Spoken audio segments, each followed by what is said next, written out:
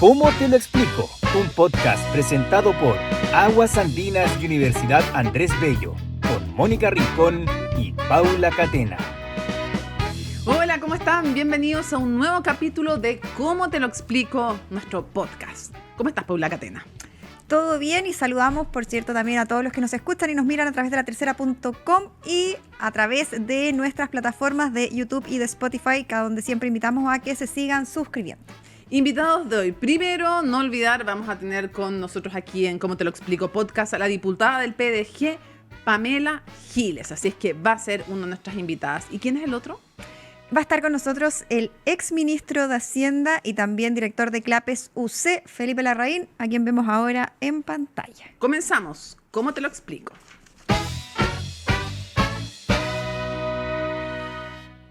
Ya, y nuestra sección inicial, la pizarra informativa, en que damos cuenta de los temas más relevantes de la semana. Paula, sin duda alguna, el alza en los aranceles porque tiene consecuencias económicas, que hace, Estados Unidos a Chile, de 10, que ya es injusto porque deberíamos tener 0, a 12,5%. Claro, hay que mencionar, verdad, que no es un arancel que se le imponga solo a Chile, sino a varios otros países, pero la verdad es que las expectativas en Chile al menos eran diferentes. Teníamos un 10%, no se pensó que se le iba a subir a Chile, ¿cierto?, a un 12,5%.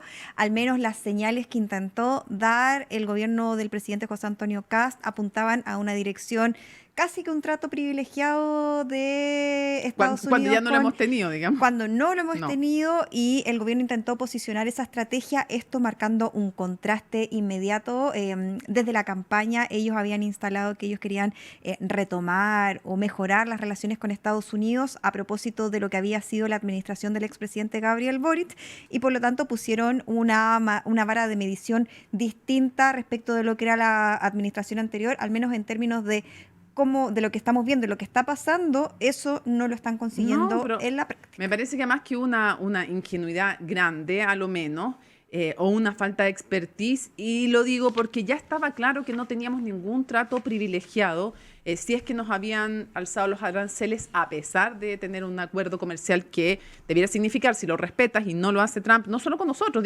con nadie, desde el famoso Día de la Liberación, deberían tener arancel cero. No nos habían dado ningún trato especial, entonces juntarte, como hizo el canciller, con el canciller Rubio, súper bien, pero a raíz de que él te diga tenemos una excelente relación, nunca mejor la relación con Chile, eso no es suficiente para pensar que vamos a tener un trato claro, y sobre todo por algo, porque tú sabes que Estados Unidos tiene un déficit fiscal importante, que es un tema que complica a Trump. ¿Sabías que la Corte Suprema le había dicho usted no puede tener eternamente aranceles de 10% ni de nada en forma arbitraria? Si lo quiere tener, claro, es que si lo quiere tener necesita el Congreso, y él sabe que no tenía la mayoría en el Congreso. Entonces después buscó otro mecanismo que estaba acotado en el tiempo, y sabías además la fecha en la que vencía.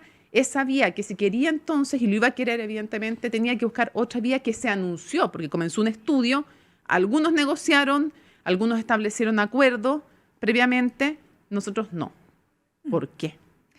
Y el tema es que deja en una situación, ¿cierto?, de debilidad, de alguna forma, de lo que uno conversa con personeros del oficialismo, al canciller Pérez Maquena, que uno de los focos que él había dado a la Cancillería era justamente tener este perfil más bien económico, comercial, y no tanto con este foco de las relaciones políticas diplomáticas, sino hacer un giro respecto de lo que habían sido administraciones pasadas y hacer algo más parecido a lo que hizo Sebastián Piñera en su primera administración con Alfredo Moreno. Era tener un perfil económico de la Cancillería, y por lo tanto hemos visto cómo en la práctica el canciller Pérez Maquena ha volcado su agenda con ese foco económico, donde se habían puesto las fichas y que por lo tanto se había elevado a esta categoría con un diseño. Pero que eso ellos planteaban. Requiere un ojo político también, o sea, el económico requiere un ojo político, exacto, una expertise y anticiparse. Y por lo tanto se habla de una falencia que ahora está de manifiesto, porque hemos visto que en este tiempo la Cancillería de alguna forma había navegado, no había estado, ¿cierto?, en el ojo del huracán como si otras carteras,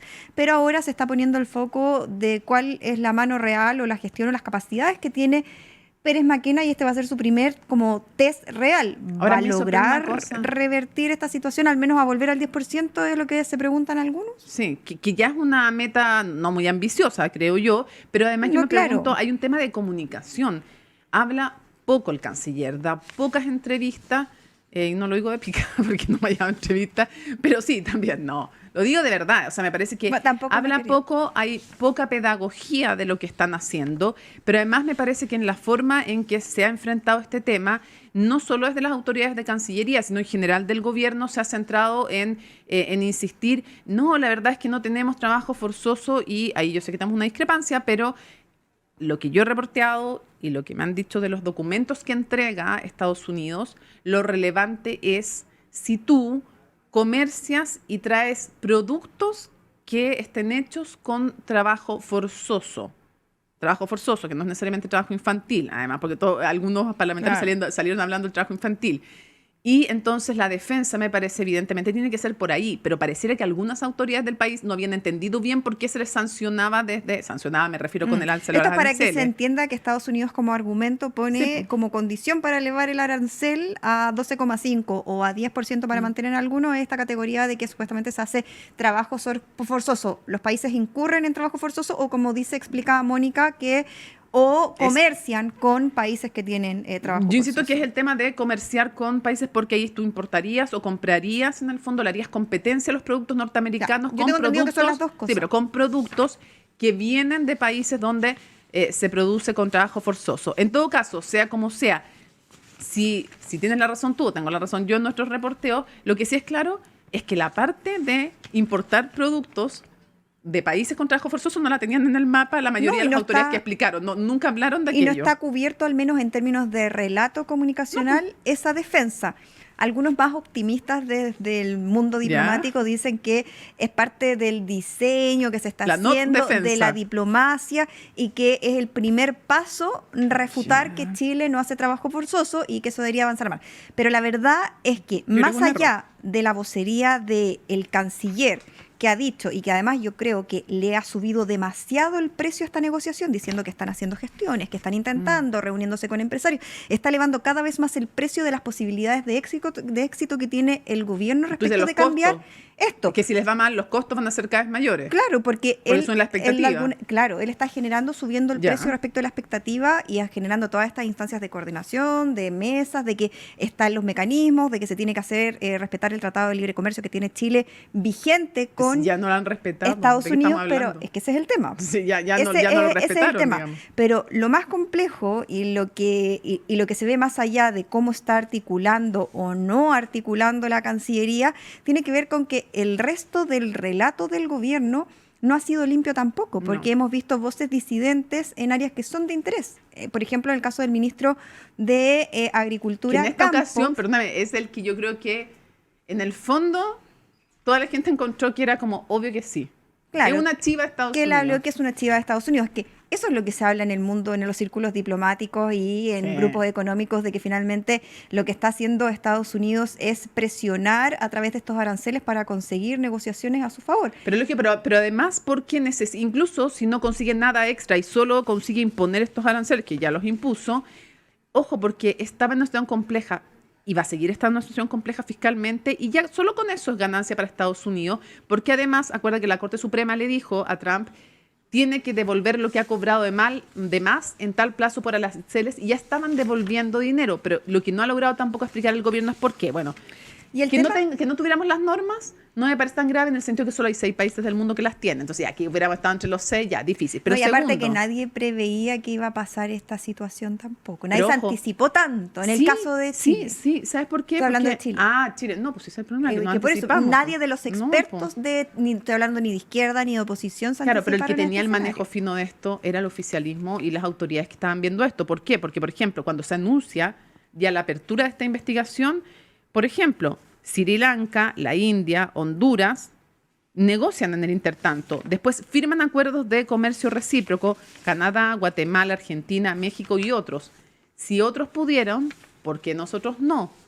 Entonces, esa es una pregunta que va a estar sobre la mesa que no ha tenido todavía una respuesta satisfactoria, a menos que la respuesta fuera firmar acuerdos de comercio recíproco nos hubiera obligado a aceptar como permanente aranceles que no debiéramos nosotros aceptar porque teníamos acuerdos de libre comercio, pero algunos de los que negociaron aquí también tienen acuerdos de libre comercio. Entonces tampoco parece buena esa posible respuesta. Y No aparte sé. que hay otro factor sobre la mesa que es respecto de esta competencia regional que se desata entre los países, ¿cierto?, de la zona, y ahí Argentina queda con un arancel de un 10% versus Chile, lo que pareciera ser que está en una posición más de privilegio respecto de la región con Estados Unidos, en un escenario que el mismo canciller dijo que el principal socio estratégico de Chile es Estados Unidos, más allá de que efectivamente es un socio importante junto Cosa que no con le tiene que haber China. gustado mucho a China. Y esa que está declaración. bien, muchos han dicho que, y eso es cosa de ver los números, es así, China es el primer socio comercial, Estados Unidos el segundo socio comercial,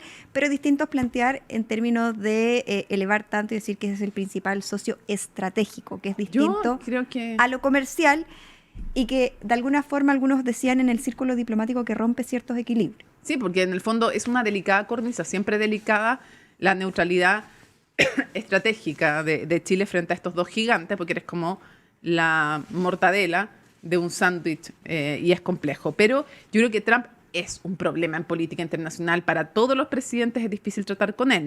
Eso no digamos que solo para el presidente José Antonio Kast, pero también le agrega, acuérdate que él fue a una cumbre cuando era presidente electo, fue a Mar-a-Lago, la residencia de Trump. Se criticó bastante en su momento. ¿Cuáles fueron los réditos, se preguntan también, de haber ido a esa reunión?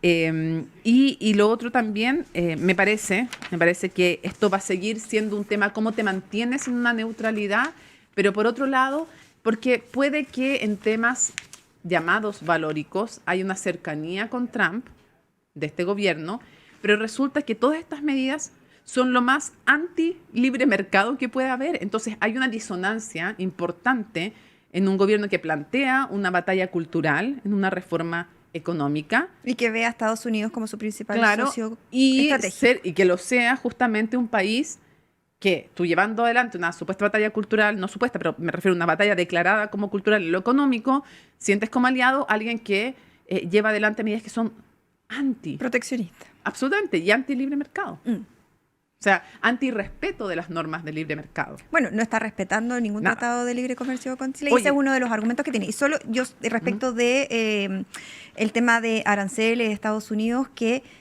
algunos se plantean, bueno, el gobierno dice que está negociando, que se va a sentar, que existen posibilidades, pero ¿qué va a negociar a cambio? Más allá. Y ese es el tema que a algunos les genera inquietud y temor, porque ¿qué puede pedir Estados Unidos a cambio? Minerales críticos, tierras raras, no sé. Es que ese es el tema. Y ahí se pone cada vez más cuesta arriba, porque esas negociaciones además son reservadas, Es son súper privadas. difícil negociar, creo yo, no. O sea, zapatos en los que es difícil estar y, por ejemplo, Cancillería. Porque incluso si tú entregas algo muy preciado, ¿qué garantía tienes de alguien como Trump que te lo va a respetar? Es que ese es el punto, además. En fin, oye, y no es poco, es el 40,3% de las exportaciones de Chile a Estados Unidos las que están afectadas, 943 productos son, en el fondo, exportamos, son 8.051 millones de dólares los que exportamos y que pasan a estar afectados. Ahí están las cerezas, vinos, aceite de oliva, harina de pescado, en fin, entre los afectados. Bueno, yo No está solo el quiero cobre. terminar que algo dije, que es como la hora de la verdad del ministro canciller. Va a ser su primer gran test, porque como decía, la política exterior ha navegado bien bajo perfil y además que ha sido poco incidente, creen algunos, en algunas decisiones, como por ejemplo la postura que adoptó este gobierno con la expresidenta Michelle Bachelet de no apoyarla. Esa es una decisión que más o menos venía tomada desde la campaña por el presidente Kast. El tema de los embajadores, casi todos son, poco incide, dicen el canciller. Entonces, se la ha visto poco en la arena política, de las decisiones más políticas. Y ahora que esta es su arena comercial, económica, que es el foco que se le quiso dar a la Cancillería, bueno, ahora, dicen algunos, se va a ver de qué está hecho el canciller. Oye, otro de los temas de la semana es Kaiser y las batallas que pretende impulsar. Ya hablamos la vez pasada de la música, quién la ponía, quién no la ponía, pero aquí también viene todo el conflicto con Omeña, que es militante del Partido Nacional Libertario, ya pidió disculpas por sus dichos horrorosos, perdió en el fondo el cargo asesor legislativo, no fue pasado al Tribunal Disculpas Supremo. bien particulares. Sí, bien particular, porque que era humor, que era no sé qué más, que en fin, después de burlarse los niños de espectro autista junto a unos amigos, y de hacer ilusiones sexuales con menores de edad. Un tremendo escándalo, pero no es lo único en este ámbito. No, y ahí yo creo que, porque lo que dijo el presidente del Partido de Libertarios, que es Johannes Kaiser, que además es ex candidato presidencial y liderazgo indiscutido de esa colectividad, dijo, como partido no nos hacemos cargo de declaraciones de ese calibre. Pero ahí yo creo que es un error plantear eso, porque como partido sí deberían de hacerse cargo de declaraciones de ese tipo, más allá de que no los represente, de que sea Eso un me lo dijeron, militante, sí, y no es la institución la que está planteando eso. Bueno, uno se tiene que hacer cargo de quienes comparten la misma casa contigo de alguna forma. Aunque sea una instancia privada, porque revela cosas del carácter, de las formas de pensar. Ahora, ¿qué creo una yo? Señal concreta como la expulsión.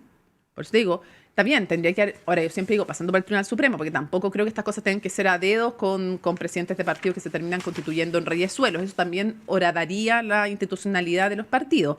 Pero hay un Tribunal Supremo, pero entonces un tú sí presidente puedes de partido decir, puede tener una postura. claro, y puede decir, yo creo que debería ser expulsado, o a lo menos decir, yo creo que tiene que ser pasado de inmediato y lo vamos a pedir al Tribunal Supremo y que el Tribunal Supremo decida. Exacto. No hubo nada de eso, y esto nos lleva a un tema que trasciende al Partido Nacional Libertario y que es bueno, yo creo que también le pesa en su historia personal a él, como en otros momentos a otras autoridades de otros colores políticos, declaraciones desafortunadas que tuvo, bromas que él, o declaraciones que hizo que él calificó después de broma, respecto al voto de las mujeres, de violación, en fin, y entonces yo creo que de alguna manera tengo la impresión de que pueden, lo pongo como teoría, pesarle en su posibilidad de actuar también en este caso.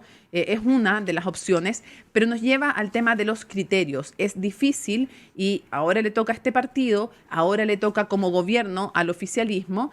Definir criterios es difícil porque a veces incluso cuando defines criterios generales tienen que ser ecuánimes, tienen que darle la gravedad que tienen a cada uno de los temas y no unos por sobre otro. Y después a veces en el camino fallan. Por ejemplo, el criterio TOA, que era formalizado, echado del gobierno, y resulta que a veces tuvo que adelantarse a eso, como el caso Monsalves. Está toda la discusión de si fue porque se hizo público o no, pero para el caso no podías esperar a la formalización para sacar a alguien acusado de algo tan grave como violación y que era jefe de las policías que te iban a investigar. Exacto. Y sobre todo un partido que dice y que pone la música, ¿cierto?, en el gobierno, debería de también poner la música en estándares de este tipo, que es lo que recriminan algunos, sobre todo en un contexto en que la batalla ideológica sigue permeando en el sector y sigue generando momentos de tensión.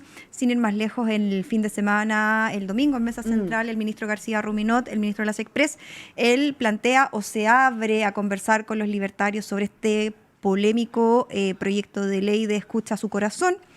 La verdad es que rápidamente al interior de la Moneda intentaron hacer control de daño diciendo, ojo, esto es lo que tenía que decir el ministro García, porque el ministro que se relaciona con el Congreso tiene que mostrar disposición a dialogar, pero la verdad sigue conflictuando al interior del gobierno avanzar o no avanzar en esta agenda, en un contexto que los libertarios suben la apuesta.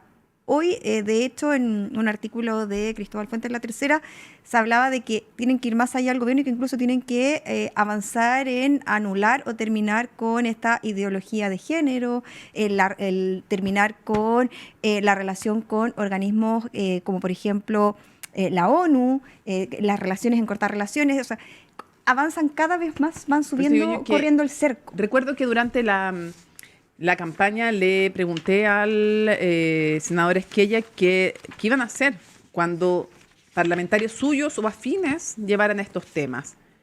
Y él dijo que estaba confiado en que los parlamentarios republicanos iban a estar ordenados al respecto, porque se dijo, la promesa de campaña fue que los temas divisivos, morales, llamados morales, porque me parece que hay hartos temas más que son morales, pero de moral sexual, por decirlo de alguna forma, esos temas divisivos no se iban a llevar en este gobierno. Entonces, claro, siempre estuvo la duda de qué pasaba cuando fueran los parlamentarios los que lo hicieran y cuando los parlamentarios no quisieran palidecer frente a otros como libertarios.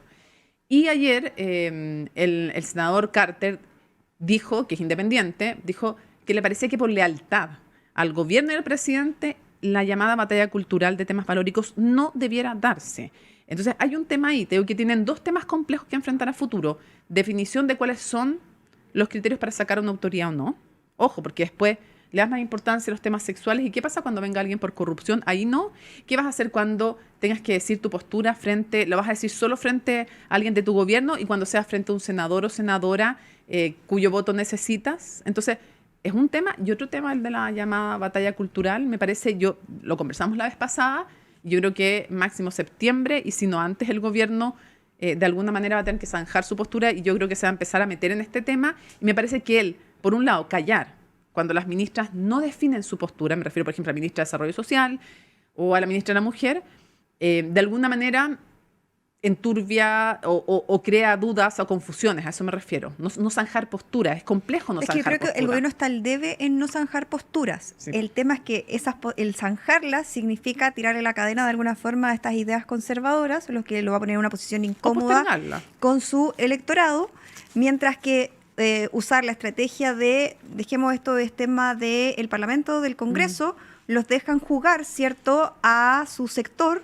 Y de alguna forma, entre comillas, porque ahí uno puede entrar al debate y cuestionar, cumplen la promesa de no meterse en la agenda o no ellos empujar la agenda valórica. Discrepo porque yo creo que si tú dejas jugar, o sea, entiendo la estrategia que hay detrás que tú dices, pero creo que por eso yo digo que lo segundo es debatible. Porque si tú dejas jugar, en el fondo estás concediendo.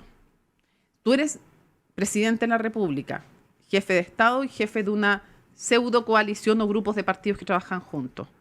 Si tú prometiste que estos temas no iban a estar y dejas que los otros hagan, sobre todo tu partido, no le pides nada, ni siquiera haces un llamado, porque ya si haces un llamado público y no te hacen caso, por último te compro ya. Pero si tú dejas actuar, incluso si dices que vas a conversar, ya estás de alguna manera involucrándote en esa batalla. Es una forma de dejar hacer, pero al menos en términos públicos te permite defender la estrategia de nosotros como gobierno no hemos dicho nada. Por eso el malestar y cierta molestia de algunos personeros de gobierno con las palabras del ministro García, porque de alguna forma abre la puerta a sentarse o abrir este pedacito de ventana a esta agenda valórica que el gobierno quiere resistir. Y lo que hemos conversado y que conversamos que profundizamos la semana pasada es hasta cuándo va a lograr resistirlo. Yo creo que septiembre. Tu apuesta hasta septiembre. Sí. Y yo creo que siento que ya lo quiso García Ruinó, ya se adelantó. Yo dije máximo septiembre. Yo creo que se va a resistir un poco más. Va a intentar resistir un poco más de ellos empujar algo directamente. Claro, pero ya, que es distinto. Ya sentarse a conversar me parece que es de alguna manera cruzar una línea. Es que el tema hay que ver si se van a sentar a conversar, porque ojo que viene dije que decir que te puedes sentar a conversar me parece que es una señal. Es que ahora el tema es ver si es que se sientan y que avanzan. Eso sería un tremendo paso más, digamos. Es que por eso es lo que hay que mirar, y además que hay algo no menor, que aquí está bien, el tema una cosa es fíjate el electorado además al que están apuntando. Es el proyecto, pero viene otra arremetida en Camino con Fuerza, que es de la UDI, que tiene que ver también con la agenda valórica y que también en el marco de la normativa del aborto en 3 causales, que es empujar una agenda de acompañamiento potente para intentar persuadir, ¿cierto?, de que las mujeres no aborten. Vienen 2 proyectos más de republicanos. Pero, van a venir 2 más, sí, pero ese de la UDI necesita sí o sí, porque irroga gasto fiscal, necesita sí o sí el patrocinio del gobierno. Entonces ellos van a intentar persuadir que sea el gobierno que lo patrocine o que empujen algo en esa línea. Y si es que el gobierno pasa esa valla y avanza en creer este programa de acompañamiento, yo creo que ese ya es el primer indicio de que se empezarían a meter en esta agenda más ideológica. Ahora, acompañamiento, todavía pues... Es que es parte de la agenda más valórica. Sí, vamos a ver cómo lo presentan, qué condiciones tiene, si es un acompañamiento o es un condicionamiento o una disuasión. Esto hasta ahora de la UDI, y la UDI lo hace claramente porque de alguna forma le está ganando terreno los libertarios, el Partido Republicano. Y los republicanos lo hacen porque los libertarios. Exacto. Y los libertarios no tienen todavía nadie que los adelante por la derecha. Y por lo mismo también Arturo Esquella sale con esta propuesta de Codelco, de privatizar Codelco para intentar adelantarse, porque ven que todas las propuestas que están en la opinión pública hasta el momento habían sido de los libertarios. Ojo, que hay otra forma de entrar en la llamada batalla cultural, y por eso yo hablo de septiembre. Hablo de septiembre porque desde afuera hacia adentro le pueden imponer condiciones si quieren su aprobación los parlamentarios.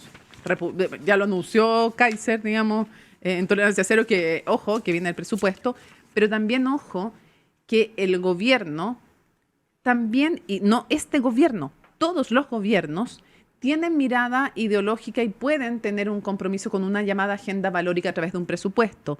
donde ponen y donde quitan recursos. Por ejemplo. ¿Y a qué programas? Por eso te digo, programas de diversidad sexual, si les sacan, por ejemplo, recursos o no. Lo vimos harto en la administración pasada del... Sí, lo podemos, sobre todo en programas de educación. y en los recortes ya los vimos. Los recortes, Exacto. entonces, ojo, que también pueden entrar en esta batalla cultural por ese lado. Creo que es un tema que es no menor. Ella no lo va a decir, pero hago el disclaimer yo, que un golpe de Paula Catena, la declaración de Arturo Esquella sobre Codelco, que generó hartas repercusiones y que sigue, aunque el gobierno le trató de cerrar la puerta, pero sigue generando absolutamente al menos un hartas debate cosas. respecto de Sí. qué pasa con la empresa Un estatal. acierto, colega, un acierto. Bueno, y lo otro iba a decir yo, tengo una duda respecto a la llamada batalla cultural de la mega reforma, porque, ¿duda en qué sentido? En que si tú ganas en el Parlamento, pero pierdes en la opinión pública, creo yo que puede pasarle a este gobierno como le pasó al anterior con los retiros. Los retiros parecían una idea muy popular, y lo son hasta el día de hoy, parecían en el fondo un triunfo político, pero fue una derrota cultural. ¿En qué sentido?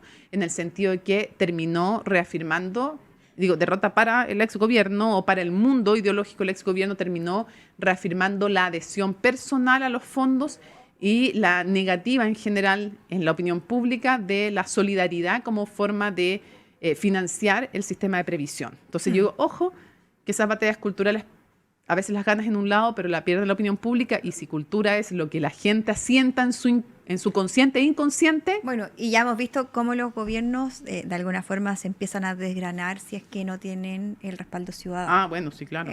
Así que eso, y van a haber muchas otras cosas que analizar las próximas semanas Sí. y Y partimos. seguimos entonces con nuestra siguiente sección. Mónica, ¿sabías que Aguas Andinas realiza una labor silenciosa que es limpiar y mantener la red de alcantarillado que recorre más de 11.000 kilómetros? En épocas de lluvia, prevenir obstrucciones es cada vez más importante. Es que estamos impresionadas porque además de verdad que se encuentran hasta colchones adentro del alcantarillado, y el llamado es súper claro. En la casa depositen los desechos en papeleros, eviten arrojarlos al lavamanos y al baño. En la calle también no vayan a buscar lugares donde botar desperdicios en el alcantarillado. Y más información sobre todo esto para que vean lo importante que es y lo grave que es el daño que pueden producir en aguasandinas.cl.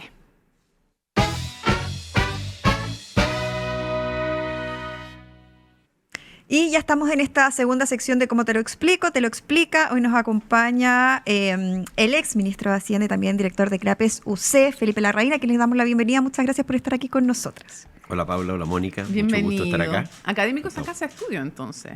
Sí, claro. Sí, pues. Además, Desde hace ¿Cuánto? 45, acabo de recibir la medalla 45 años. ¿En serio? Sí. Wow. Así Felipe, que, partiendo de inmediato, ¿qué le parecieron los aranceles que impuso Estados Unidos a Chile y otros países, pero particularmente a Chile, dado el contexto previo que habíamos visto de las señales que estaba entregando Chile respecto de Estados Unidos? bueno, lo encuentro lamentable, porque hay que pensar que Chile tiene un tratado de libre comercio vigente, que no ha sido denunciado con ninguna de las partes. Tratado que se está pasando a llevar con estos aranceles. Bueno, ya se había pasado a llevar desde el día de la liberación. Primero estuvimos con un arancel que se impuso por vía administrativa. La Corte Suprema le dijo al gobierno que no podía imponer, al presidente, que no podía imponer aranceles por vía administrativa, y se fueron al Acta de Comercio de 1974, en la cual establece que hay un periodo por el cual se puede imponer hasta 10% por un periodo de, no sé, algunos meses. Cuando se vence, estaba por vencerse En junio, ese 10%. Ahora hace muy pocos días. Y justamente en ese momento se recurre a esta idea, a esta justificación de que aquí hay o trabajo forzoso o importación de productos de países que los producen con trabajo forzoso. Y a mí me parece que realmente esto, para mí, lamentable, decepcionante, y por supuesto que lo que hay que hacer es sentarse a la mesa, negociar y tratar de sacarse este arancel de encima. ¿Se confió el gobierno? Mire, ¿sabe lo que pasa? Que yo encuentro bastante sorprendentes algunas cosas. O sea, estar preparado para una cosa así no es fácil, y yo lo que creo es que aquí lo que hay es mucha dificultad en predecir, hay mucha incertidumbre en la política que está siguiendo Estados Unidos. Y incertidumbre porque no está cumpliendo con las reglas del juego al cual hemos estado acostumbrados siempre, respetar el orden institucional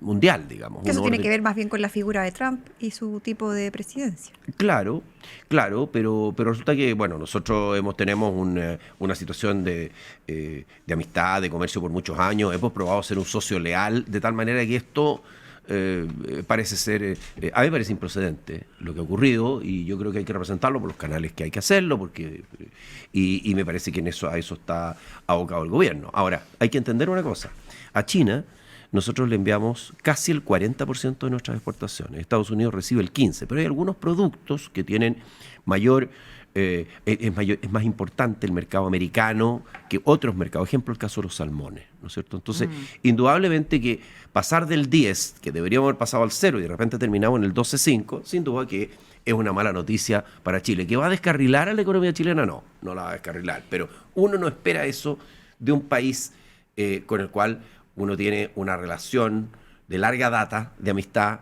y que además tiene un tratado vigente. Un tratado vigente. Que no se puede... Estos son, ojo con una cosa, la situación de ingreso preferencial de los productos chilenos al mercado americano, de Estados Unidos, me refiero, no es por una concesión de Estados Unidos, es en virtud de un tratado, que es distinto. No es una concesión unilateral. Sabiendo que Donald Trump es el presidente de Estados Unidos, que hizo este Día de la Liberación en que ya impuso incluso a los países que teníamos tratados de libre comercio con él, aranceles de manera arbitraria, aranceles que no estaban permitidos en virtud de estos tratados. En el fondo, en el momento en que quiso explotar el orden internacional por las nubes, la pregunta es cómo confiarse. ¿Y por qué se lo pregunto? Porque hubo países que, sabiendo que además terminaba el plazo y que iba a venir algo nuevo, algunos negociaron respecto del tema del trabajo forzoso, de decir vamos a garantizarle a Estados Unidos. Nosotros, por ejemplo, hay 6 países en el mundo que tienen garantizado que no importan ningún producto de países donde hay trabajo forzoso. Otros se comprometieron a establecer las normas. Otros establecieron acuerdos de comerciales recíprocos. Entonces la pregunta es si no hubo inacción de parte del gobierno o si no hubo la proactividad necesaria, hubo ingenuidad, porque ya sabemos con quién estamos tratando. Mire, que después de la batalla todos son generales, ¿no es cierto? Si la batalla está en pleno desarrollo y ya sabemos quién es uno de los ejércitos. Me refiero de la batalla que estamos enfrentando. Entonces yo creo que decir que no hubo previsión, no, yo creo que lo que aquí hay una sorpresa, sin duda. Yo creo que no era esperado esto, que nos pusieran esta cláusula. Primero, cuando empieza el tema del trabajo forzoso, porque esto ya es recurrir a algún otro mecanismo o algún otra razón. Una chiva, dijo el ministro de Agricultura. Sí, el ministro de Agricultura fue bastante gráfico. Pero ¿sabe lo que pasa? Que pero al final del que día, puede ser una chiva, que puede ser una excusa de Estados Unidos. Yo creo que se buscó una razón para poder amparar este ideario proteccionista. ¿Pero una razón que o una hoy día, excusa? Bueno, se buscó una razón. Yo entiendo que esto tiene algún asidero en la legislación americana, de que los países que tienen trabajo forzoso... Es que no nos están acusando eso, nos acusan de nosotros traer productos de países donde hay. Pero yo lo que entiendo es que o una o la otra. O usted lo tiene, porque si usted lo tiene, de todas maneras incurre en la causal. O bien, usted importa de un país. Ahora, dar garantía de que no importamos ningún producto de ningún país que tiene en una economía abierta como la chilena no es fácil tampoco. Ahora, se pueden hacer cosas en el camino, pero ¿sabe lo que va a terminar esto? Yo le voy a decir una cosa, yo creo que al final del día yo espero que volvamos a tener respeto por los tratados que se han firmado. Pero eso significaría que nos dejaran con 0 arancel, no parece muy posible. No, tal vez no en el corto plazo, pero yo espero que volvamos a eso. ¿Cuándo? Y por el momento... ¿Cuándo termine la presidencia de Trump? Bueno, eventualmente. Pero ¿cree que el gobierno tiene margen de al menos conseguir que se vuelva al 10% que teníamos hasta hace poco? Y que en comparación también con lo que tiene Argentina. Yo no estoy al tanto del detalle, pero yo creo que sí. ¿Sabe lo que pasa? Que yo encuentro que Chile tiene un caso que poner adelante. Tiene un caso y además tiene un tratado vigente ya por mucho tiempo Y además tenemos una relación que ha sido bastante estrecha por muchos años con el gobierno norteamericano, por lo tanto, y con gobiernos de distintos signos, ¿eh? O sea, no solamente igual de un está signo. difícil. Ponen de alguna manera, porque el ministro de Defensa, el ministro Barros, se manifestó molesto por estos aranceles extra a los ya interpuestos antes, a pesar de que tenemos un tratado de libre comercio que nuestro arancel debe ser 0. Y lo que dijo el ministro de Defensa fue: esta decisión unilateral pone en duda la cercanía de esa relación con Estados Unidos. Sin duda que hay una decisión unilateral y a mí lo que me preocupa es el ¿Pone en duda mensaje. la cercanía o no? A ver, a mí lo que me preocupa es el mensaje que se están mandando, porque si esto se hace a países que siempre han operado en forma abierta, en forma transparente, que han respetado los tratados, ¿no es cierto?, que ha firmado con Estados Unidos, yo creo que esto nos está indicando el camino para Chile es diversificar nuestro comercio más allá de lo que tenemos diversificado hoy día. Y hay que buscar otros mercados. Yo creo que ese es como el camino a corto plazo. Que usted me dice, ¿usted ve en el corto plazo que vamos a llegar a 0? No, en el corto plazo no. Pero dijo que sí podríamos llegar a 10, volver a 10 al menos. Podríamos volver a 10, sí. Y llegar a 0, muy difícil. Ya. Pero sí, yo creo que lo que tenemos que hacer, mire, hay un gran mercado. Esto me pasó cuando yo estaba en el Ministerio de Hacienda. Yo miraba y de alguna manera casi perseguía en las reuniones internacionales al ministro de Hacienda chino, indio. Porque bueno, con China tenemos un tratado de libre comercio hace tiempo, pero con el ministro, con India y en esta relación, que además teníamos muy buena relación, es extraordinariamente difícil avanzar en este camino. Y yo creo que es un camino que hoy día puede ser eventualmente más posible, llegar a tener un tratado de libre comercio y no un tratado de alcance parcial como el que tenemos hoy día con la India, que es un mercado de más de 1.400 millones de habitantes. Hay que recordar que India está creciendo entre 6 y 7% y China está creciendo más cerca del 5%. Pero lo que usted nos está diciendo es que tenemos que, de alguna manera, a lo que nos está empujando Estados Unidos es a tener que depender cada vez menos de ellos. Bueno, yo creo que es una sana estrategia la diversificación de mercado. Y lo que yo creo que tienen que pensar, y yo lo digo con respeto, mire, yo he vivido 10 años de mi vida en Estados Unidos. Los viví todos en el mismo lugar, en el área de Boston, en Cambridge. O sea, yo considero Estados Unidos para mí es un país con el cual yo tengo una cercanía enorme, pero creo que Estados Unidos debería cuestionarse qué mensaje le está enviando a sus aliados, si es que le importa, porque no sé si le importa, pero no es un buen mensaje para los países que han tenido una relación de tan larga data y tan transparente con Estados Unidos. La misma cosa que estamos haciendo hoy día, pero indudablemente que ¿qué es lo que hace uno? Diversificar el mercado en una situación como esta. Y no lo digo solo respecto a Estados Unidos, también la dependencia de China, de tener 40%, casi, porque es 38, 39, de nuestro comercio exterior, de nuestras exportaciones. Con un solo país también debemos buscar otros mercados, y si no, pregúntale a los cereceros lo que están haciendo hoy día. Sí. Están buscando otros mercados. Es sano y en esta circunstancia, de alguna manera, adquiere mayor importancia, más premura. Y le voy a dar un ejemplo que tiene algo que ver. Mire, nosotros estamos en el proceso de transición climática hoy día. Después de la guerra de Irán, Estados Unidos, Israel, lo que ha pasado en Medio Oriente, en la zona del Golfo Pérsico, uno dice, bueno, es un momento para avanzar más aún, cosa que a mí me produce gran... creo que es la parte positiva de todo esto, Felipe, es que vamos a hacer una mayor penetración en los combustibles limpios, en las fuentes de energía limpias. Vamos a acelerar nuestra transición hacia la carbono neutralidad, a la cual nos hemos comprometido hacia el año 2050. Y esto va a ocurrir porque con petróleo a $100 y además con todos los problemas de suministro y la incertidumbre del suministro, tenemos acá afortunadamente energías alternativas limpias, en que ya tenemos más de la mitad de la energía chilena que proviene de esa fuente y podríamos acelerarlo. Felipe, tú hablabas de que ves posible que Chile quizás podría, si negocia, si conversa, sigue conversando, volver a tener el 10%, el arancel en 10%, pero ¿de qué forma? ¿Con qué persuadirlos? ¿A cambio de qué? ¿Qué le puede ofrecer Chile a Estados Unidos que sea interesante para ellos?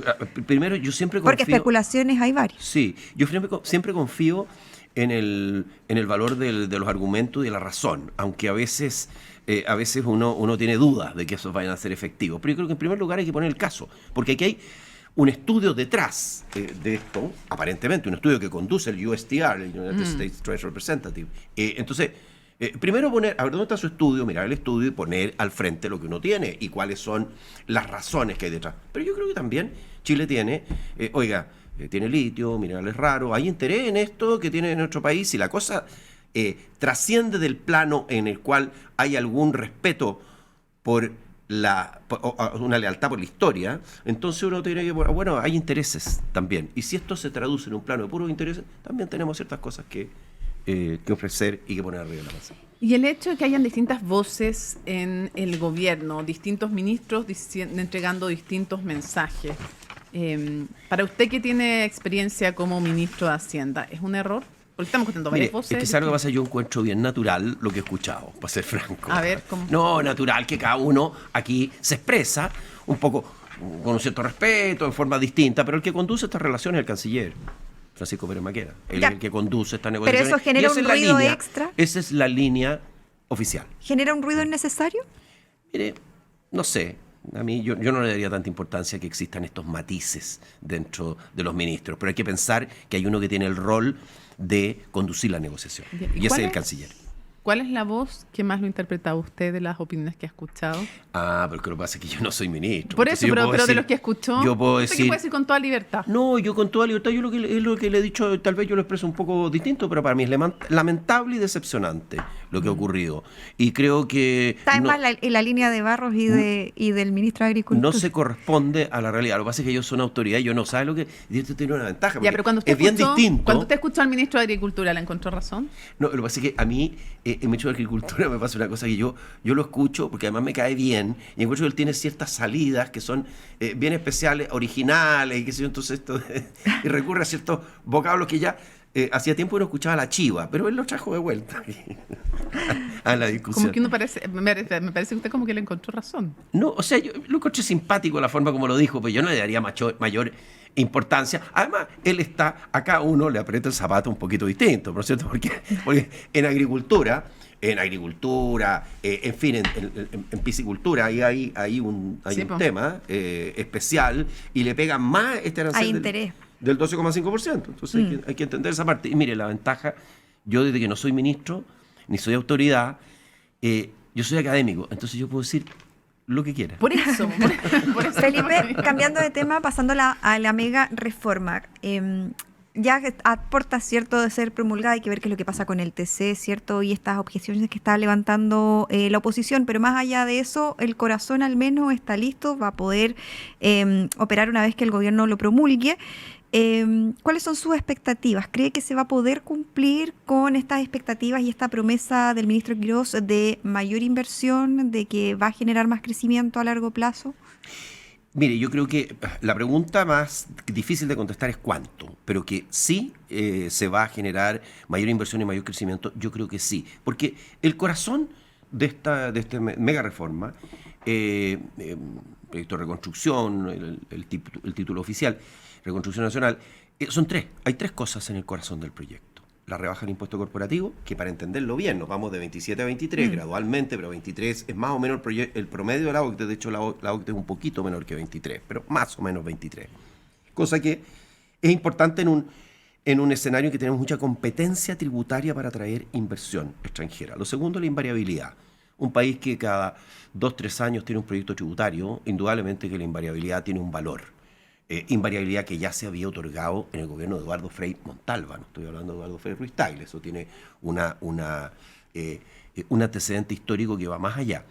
Y lo tercero, la reintegración, cosa que nosotros tratamos de hacer en el segundo gobierno del presidente Piñera y no resultó, no tuvimos los votos y yo creo que hay que reintegrar, y lo voy a decir por 2 o 3 razones que son bien simples.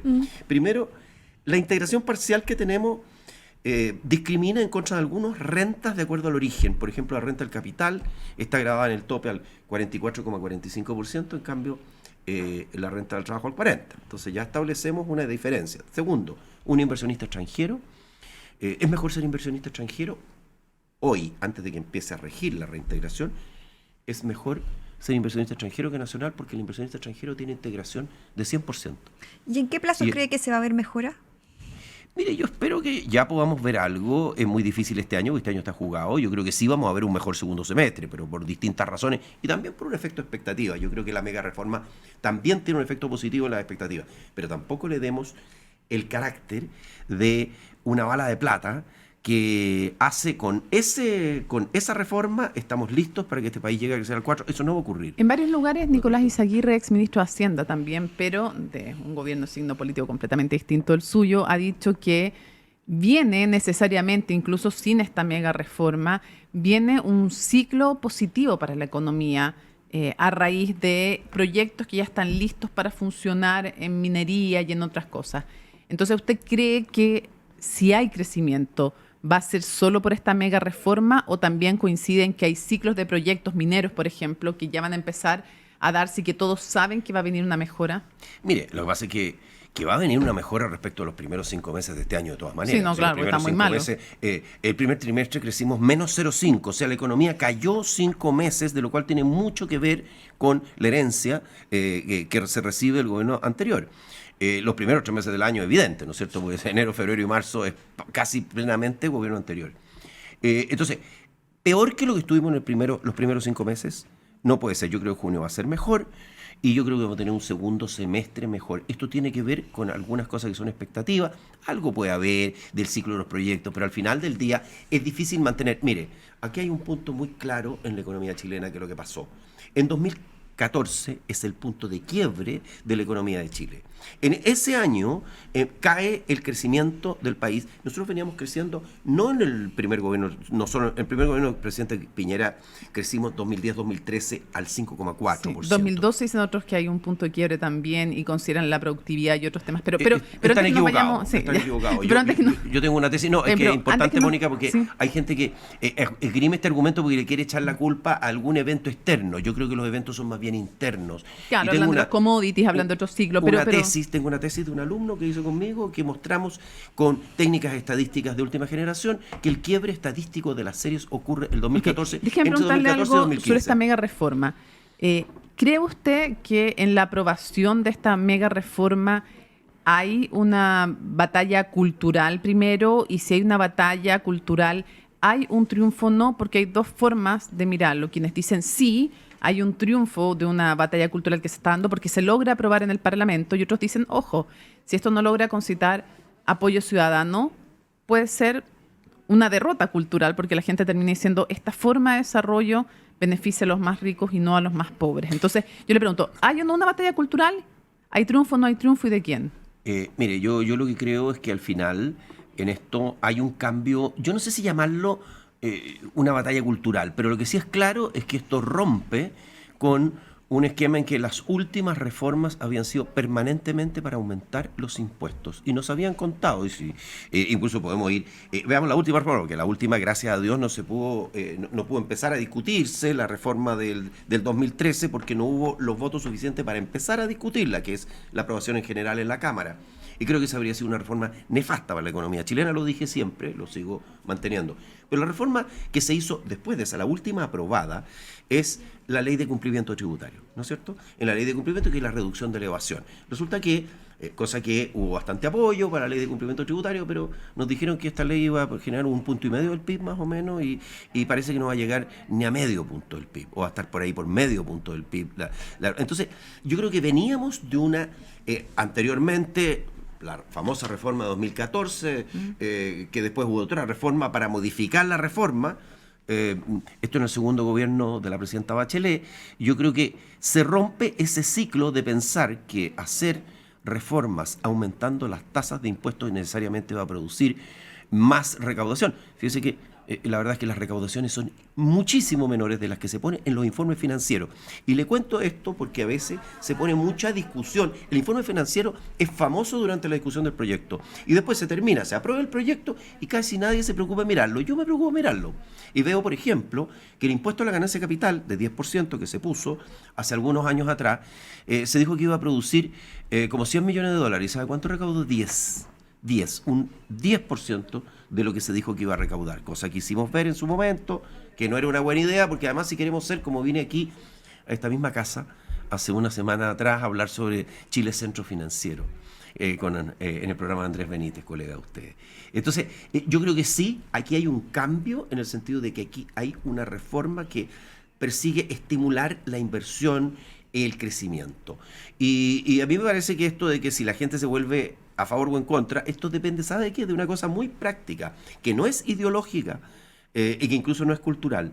Es que para Quirós sí, porque él lo planteó en esos términos. Bueno, está bien, cada uno. Yo creo que para mí lo más importante es que esta reforma produzca los efectos Ya, que pues, o sea, porque no esperamos. es una batalla cultural. ¿Ah? No es una batalla cultural en el fondo. Mire, no lo es. Yo no sé si es una batalla cultural. Es un punto de inflexión. Es un punto de inflexión, pero es un buen punto de inflexión en el sentido de decir, mira, aquí parecía que el prurito de recaudar más era siempre con más impuestos. Y aquí podemos tener una forma de que esta economía crezca y que por lo tanto se recaude más, teniendo una reforma en que hay estos tres elementos que conversábamos hace un momento atrás, Felipe, que para son avanzar, la reintegración, porque ya el estamos impuesto. Perfecto. cortos de tiempo. Sí. ¿Cómo ve la discusión respecto de contribuciones y la propuesta de compensación del gobierno? Los alcaldes de oposición cada vez tienen críticas más ásperas respecto de que se beneficia, incluso algunos de derecha, que se beneficia a las comunas más ricas. Bueno, mire, lo que pasa es lo siguiente. Aquí estamos discutiendo sobre aquella parte. A mí me parece que compensar a las comunas de menores recursos es absolutamente... tiene todo el sentido del mundo, ¿no es cierto? Es decir, de los fondos que van al Fondo Común Municipal, ¿no es cierto? Y que se redistribuían hacia las comunas de menores recursos, me parece que eso debe ser compensado. Ahora, yo entiendo que están discutiendo ahora sobre la forma de la compensación y si se va a compensar o no a las comunas de mayores recursos. Yo, francamente, en esta discusión me pierdo. Lo que sí sé es que, porque cada uno tiene su forma de compensar mejor, ¿no es cierto? Algunos dicen, oye, hay que hacerlo con impuestos generales, otros dicen, bueno, no hay que hacerlo con impuestos generales. Esto que, ya, pero ¿le gusta la propuesta del gobierno? Mire, no la conozco en detalle, no me he metido en detalle con en la impuestos propuesta generales, de compensación. todo se compensa los demás recursos. Con impuestos generales, bueno, y hay que ver si se va a compensar en todo o solamente lo que va al Fondo Común Municipal. En todo lo que no iba al Fondo Común Municipal, que era propio. Claro, es que ¿sabe lo que pasa? Que ahí, bueno, la reforma ya está aprobada, ¿ya? Falta y, o sea, eso... Falta esa parte. Falta esta parte, y yo estoy seguro que se van a poner de acuerdo, porque si no se ponen de acuerdo... Ahora, hay otra fórmula también para... una cosa es que quede ahora y la otra, de alguna manera, incorporado... esta forma de compensación, porque esto es lo único que queda por discutirse el proyecto. Hay que decir que podría ser que esto entrara en el presupuesto 2027 y que se compensara vía presupuesto. Entonces, mira, hay que ver en qué... Yo no rasgaría vestiduras, por ejemplo, respecto de esta forma de compensación. Pero lo que sí le puedo decir, y creo que debería ir, a pesar de que hasta donde entiendo, no ha entrado todavía, es el veto supresivo al anatocismo y a esta idea, ¿no es cierto?, del olvido financiero. Sí. Fíjese que tiene un nombre bastante, hasta casi medio romántico, olvido financiero. Felipe, el Partido Republicano planteó, y su presidente específicamente, el senador Esquella, privatizar Codelco. ¿Le parece una buena o una mala idea? Mire, yo creo que a mí yo no perseguiría la privatización de Codelco, pero sí haría otras dos cosas, que es la asociación de Codelco con privados, la asociación, ver dónde hay valor y trabajo que se puede hacer en conjunto. Y lo segundo es que si hay operaciones que son superfluas para Codelco, eso sí se puede enajenar, se puede vender. Participaciones en proyectos. ¿Y por qué no privatizar Codelco? Mire, ¿No lo perseguiría ahora? ¿Sabe por qué no lo perseguiría? Mire, por varias razones. Primero, porque yo creo que Codelco no está en un muy buen pie. Y por tanto, tal vez no es el momento mejor para poder hacerlo. Pero segundo, hay otra cosa que me parece... Porque no se obtendría muchos recursos, dice usted. O sea, si uno cuando va a vender tiene que vender bien, ¿no es cierto? Además son fondos que son de todos los chilenos. Pero hay otra razón. Una cosa como la privatización de Codelco, o la privatización parcial, o que entre en capitales privados dentro de la propiedad de Codelco, más allá de esto que hemos dicho, la asociación público-privada en proyectos específicos, que sí me parece bien, yo creo que requiere un acuerdo bastante importante, que no sea, yo imagino la batabola de discusión que va a ocurrir con un proyecto de privatización de Codelco, y por lo tanto eso va a disminuir incluso el precio que se puede obtener por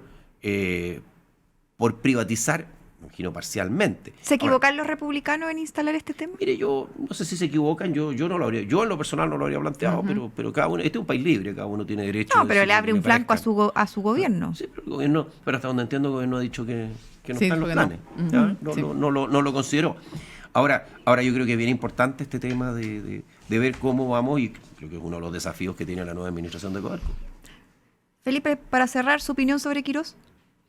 Bueno, yo tengo muy buena opinión de Jorge, porque además yo lo conozco hace 30 años, y tanto a nivel personal como a nivel profesional. Hemos hecho hicimos hace mucho tiempo atrás un trabajo juntos. Creo que es una persona que tiene, yo lo dije cuando recién se rumoreó, antes que siquiera que el presidente fuera a su primera vuelta. A mí me parece que las manos de la hacienda pública están en muy buen... Y usted a esas manos de su colega Quirós, ¿le recomendaría que inicie la discusión de una agenda laboral que incluya flexibilizar las 40 horas, la indemnización por años de servicio, eliminarla y cambiarla por un dato de evento y otras más, sabiendo lo complejo que es el tema laboral? ¿Usted qué le aconsejaría? Mire, a ver, en primer lugar entiendo que eso no está radicado en Hacienda hoy día, sino que está más bien radicado Lo sé, pero en el ministro del se dice, Trabajo. Pero él es el va de jefe la del mano. equipo. Don Tomás Rau no. también, colega mío. Bueno, porque, entonces a Rau. Pues, ¿Qué le entonces- recomendaría a él? que entonces a Rau, pero en todo caso se dice que él es el Es que jefe ¿sabe del lo que equipo pasa? económico. ¿Sabe lo Quirós. que pasa? Que hoy día estamos enfrentando una situación que es una suerte de tormenta perfecta sobre el mercado laboral de Chile. Y la tormenta perfecta porque tiene tres patas. Primero, la economía chilena crece poco. Las economías que crecen poco generan menos empleo. En segundo lugar, hemos tenido un encarecimiento de los costos laborales muy importante a través del aumento del salario mínimo y de la ley de 40 horas, ¿no es cierto?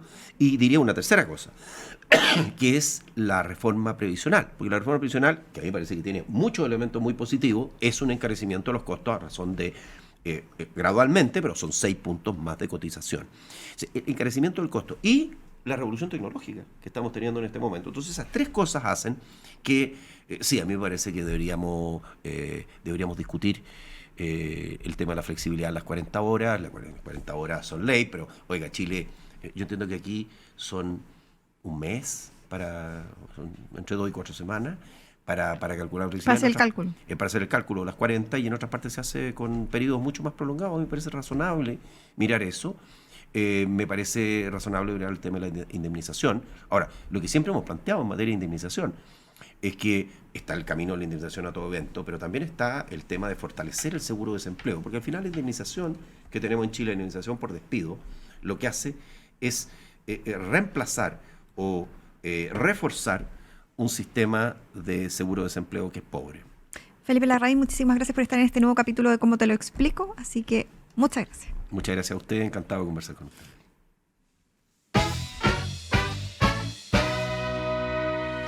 Bueno, y fíjense que la ciencia chilena suma un nuevo hito de la mano, además de investigaciones de la Universidad Andrés Bello, que descubrieron, escuchen bien, una nueva especie de pulpo de aguas profundas en el Pacífico suroriental. ¿Qué tal? Este importante hallazgo, Mónica, eleva a 11 el número de especies reconocidas a nivel mundial dentro de este género y a la vez amplía el conocimiento sobre la biodiversidad marina en Chile, fortaleciendo las bases científicas para su conservación y posicionando, Mónica, la investigación chilena en vanguardia del estudio de los ecosistemas oceánicos profundos. Encuentro notable este hallazgo, notable que sea un hallazgo además de científicos chilenos. Y si quieren más información sobre esta nueva especie de pulpo encontrada en los mares profundos, bueno, pueden verlo en aporte.unap.cl.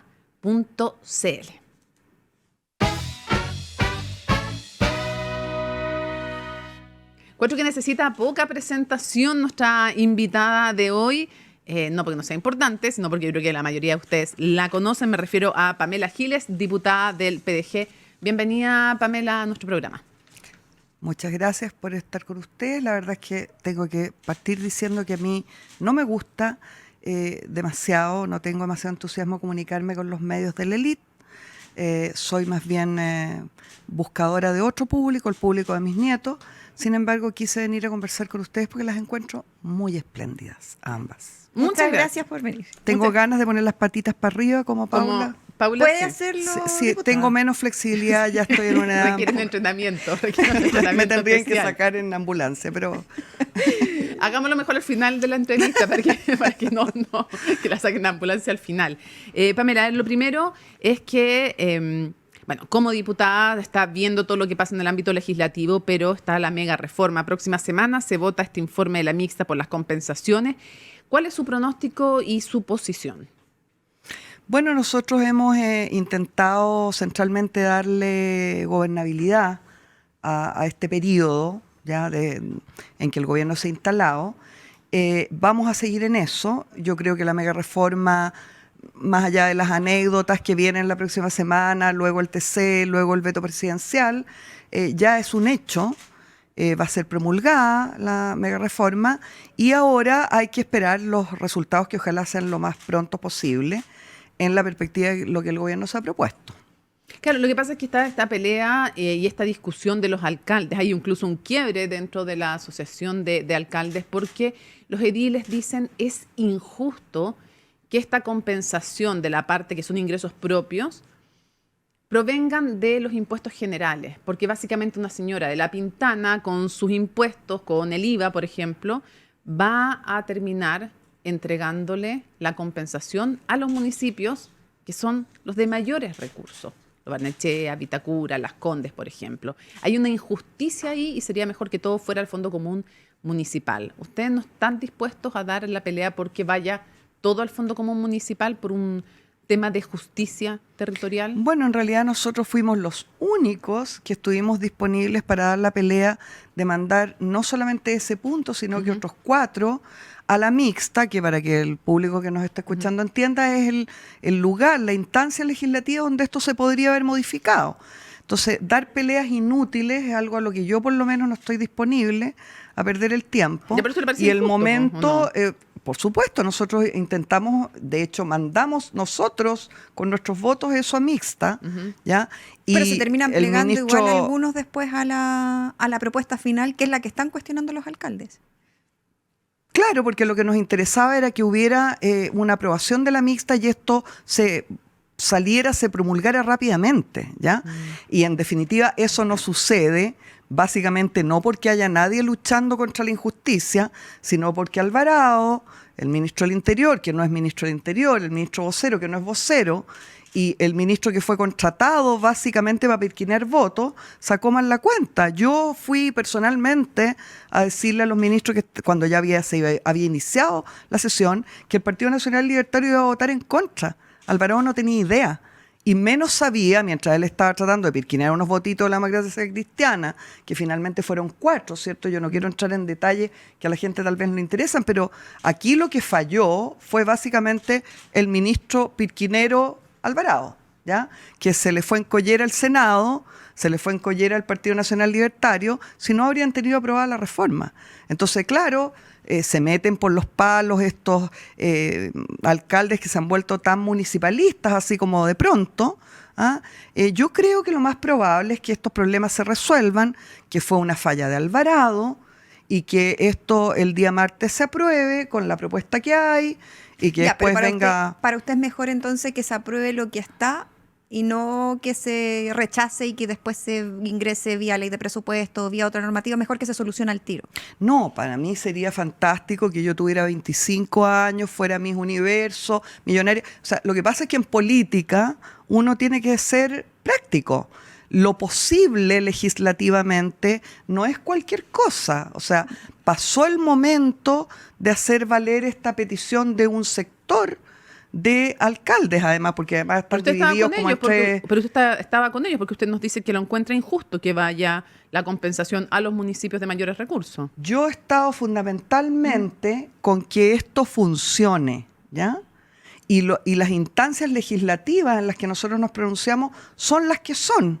O sea, esto fue la medida de lo posible, de alguna forma. Bueno, aquí lo que hay es una propuesta del gobierno que uno podía instalarse a criticarla y tirar piedras contra la muralla, como lo ha hecho la oposición o las oposiciones, porque son como 5 durante este periodo, y lo que nosotros decidimos fue que aquí había un presidente que fue electo con una mayoría importantísima, abrumadora, y que hay que permitir que ese proyecto se desarrolle. Un proyecto que a nosotros no nos gustaba y que criticamos, pero resulta que no estamos en la presidencia de la República, ¿ya? Estamos en el Parlamento y tenemos la posibilidad de obstaculizar, que no nos parece, o de proponer, contraproponer, ¿cierto?, en las instancias que corresponde. Y yéndonos a algo ya más general, ¿quién está poniendo la música? ¿Quién le está poniendo la música al gobierno? Porque usted sabrá que en Tolerancia Cero, Johannes Kaiser dijo que tenían, y fue tema, pero toda la semana hasta ahora sigue siendo tema, que el gobierno estaba bailando al ritmo de la música que le ponía el Partido Nacional Libertario. Tenemos al gobierno bailando al ritmo de la música que le ponemos, dijo Johannes Kaiser. ¿Quién pone la música realmente? Porque se ha cuestionado si realmente son los del Partido Nacional Libertario, si es el PDG, si es Quirós. ¿Quién es el DJ? Bueno, nosotros aspiramos a que el DJ sea la gente, ¿ya? Y es lo que hemos estado haciendo durante este tiempo. A mí me parece que esa es una discusión muy típicamente de élite, ¿ah? Es no entender lo que está pasando con el electorado, con la ciudadanía, como lo quieras llamar. Y en eso me extraña, porque yo creo que Joe Kaiser ha tenido cierta finura para analizar la realidad y me parece que se cayó con esa afirmación. Porque efectivamente la clase política yo creo que es percibida como quién es el más macho, ¿ah? Quién hace pipí más lejos, ¿ya? Y eso a la gente no le interesa, esa discusión, ¿ya? A la gente no le interesa que el que ponga la música sea Esquella, que es el otro DJ que salió, ¿ya? O Kaiser. Pero sí es importante para los partidos ir instalando su agenda, porque eso les va construyendo cierta imagen o ciertas banderas que después pueden defender justamente ante la opinión pública. Para los partidos tradicionales, y por eso digo que me extraña tanto que Joe Kaiser, que pretende hacer una propuesta relativamente novedosa, ¿ya? O Esquella, que vienen de un ciclo los republicanos, ¿cierto?, en que han ido al alza justamente porque no le parecen clase política tradicional a la gente todavía. Yo creo que ya los están empezando a percibir como clase política tradicional, pero ¿cuál es el problema con eso? Que las agendas no las deben imponer los partidos, las agendas las debe imponer la ciudadanía, ¿ya? Entonces, cuando se discute respecto de quién pone la música, a nosotros lo que nos interesa, y lo que a mí me ha interesado durante 9 años que estoy en el Parlamento, es escuchar la música que me están gritando desde la calle. Ya, pero más allá de eso. Y eso no es sentido figurado. Eso le interesa a usted. Pero hoy día, cuando uno pregunta quién pone la música, se refiere a el gobierno, finalmente. ¿A quién está escuchando más, cree usted? ¿A los republicanos? ¿Al PDG? ¿Lo que dice Quirós? ¿A quién? ¿A los libertarios? ¿A quién está escuchando el gobierno? Porque una cosa es lo que idealmente a usted le gustaría, otra cosa es lo que está pasando en la realidad. Lo primero es que yo creo que no voy por puntos. No podemos hablar de los republicanos a estas alturas. Hay una situación nueva, que es que hay republicanos y republicanos, ¿ya? Han trascendido las últimas semanas. Republicanitos.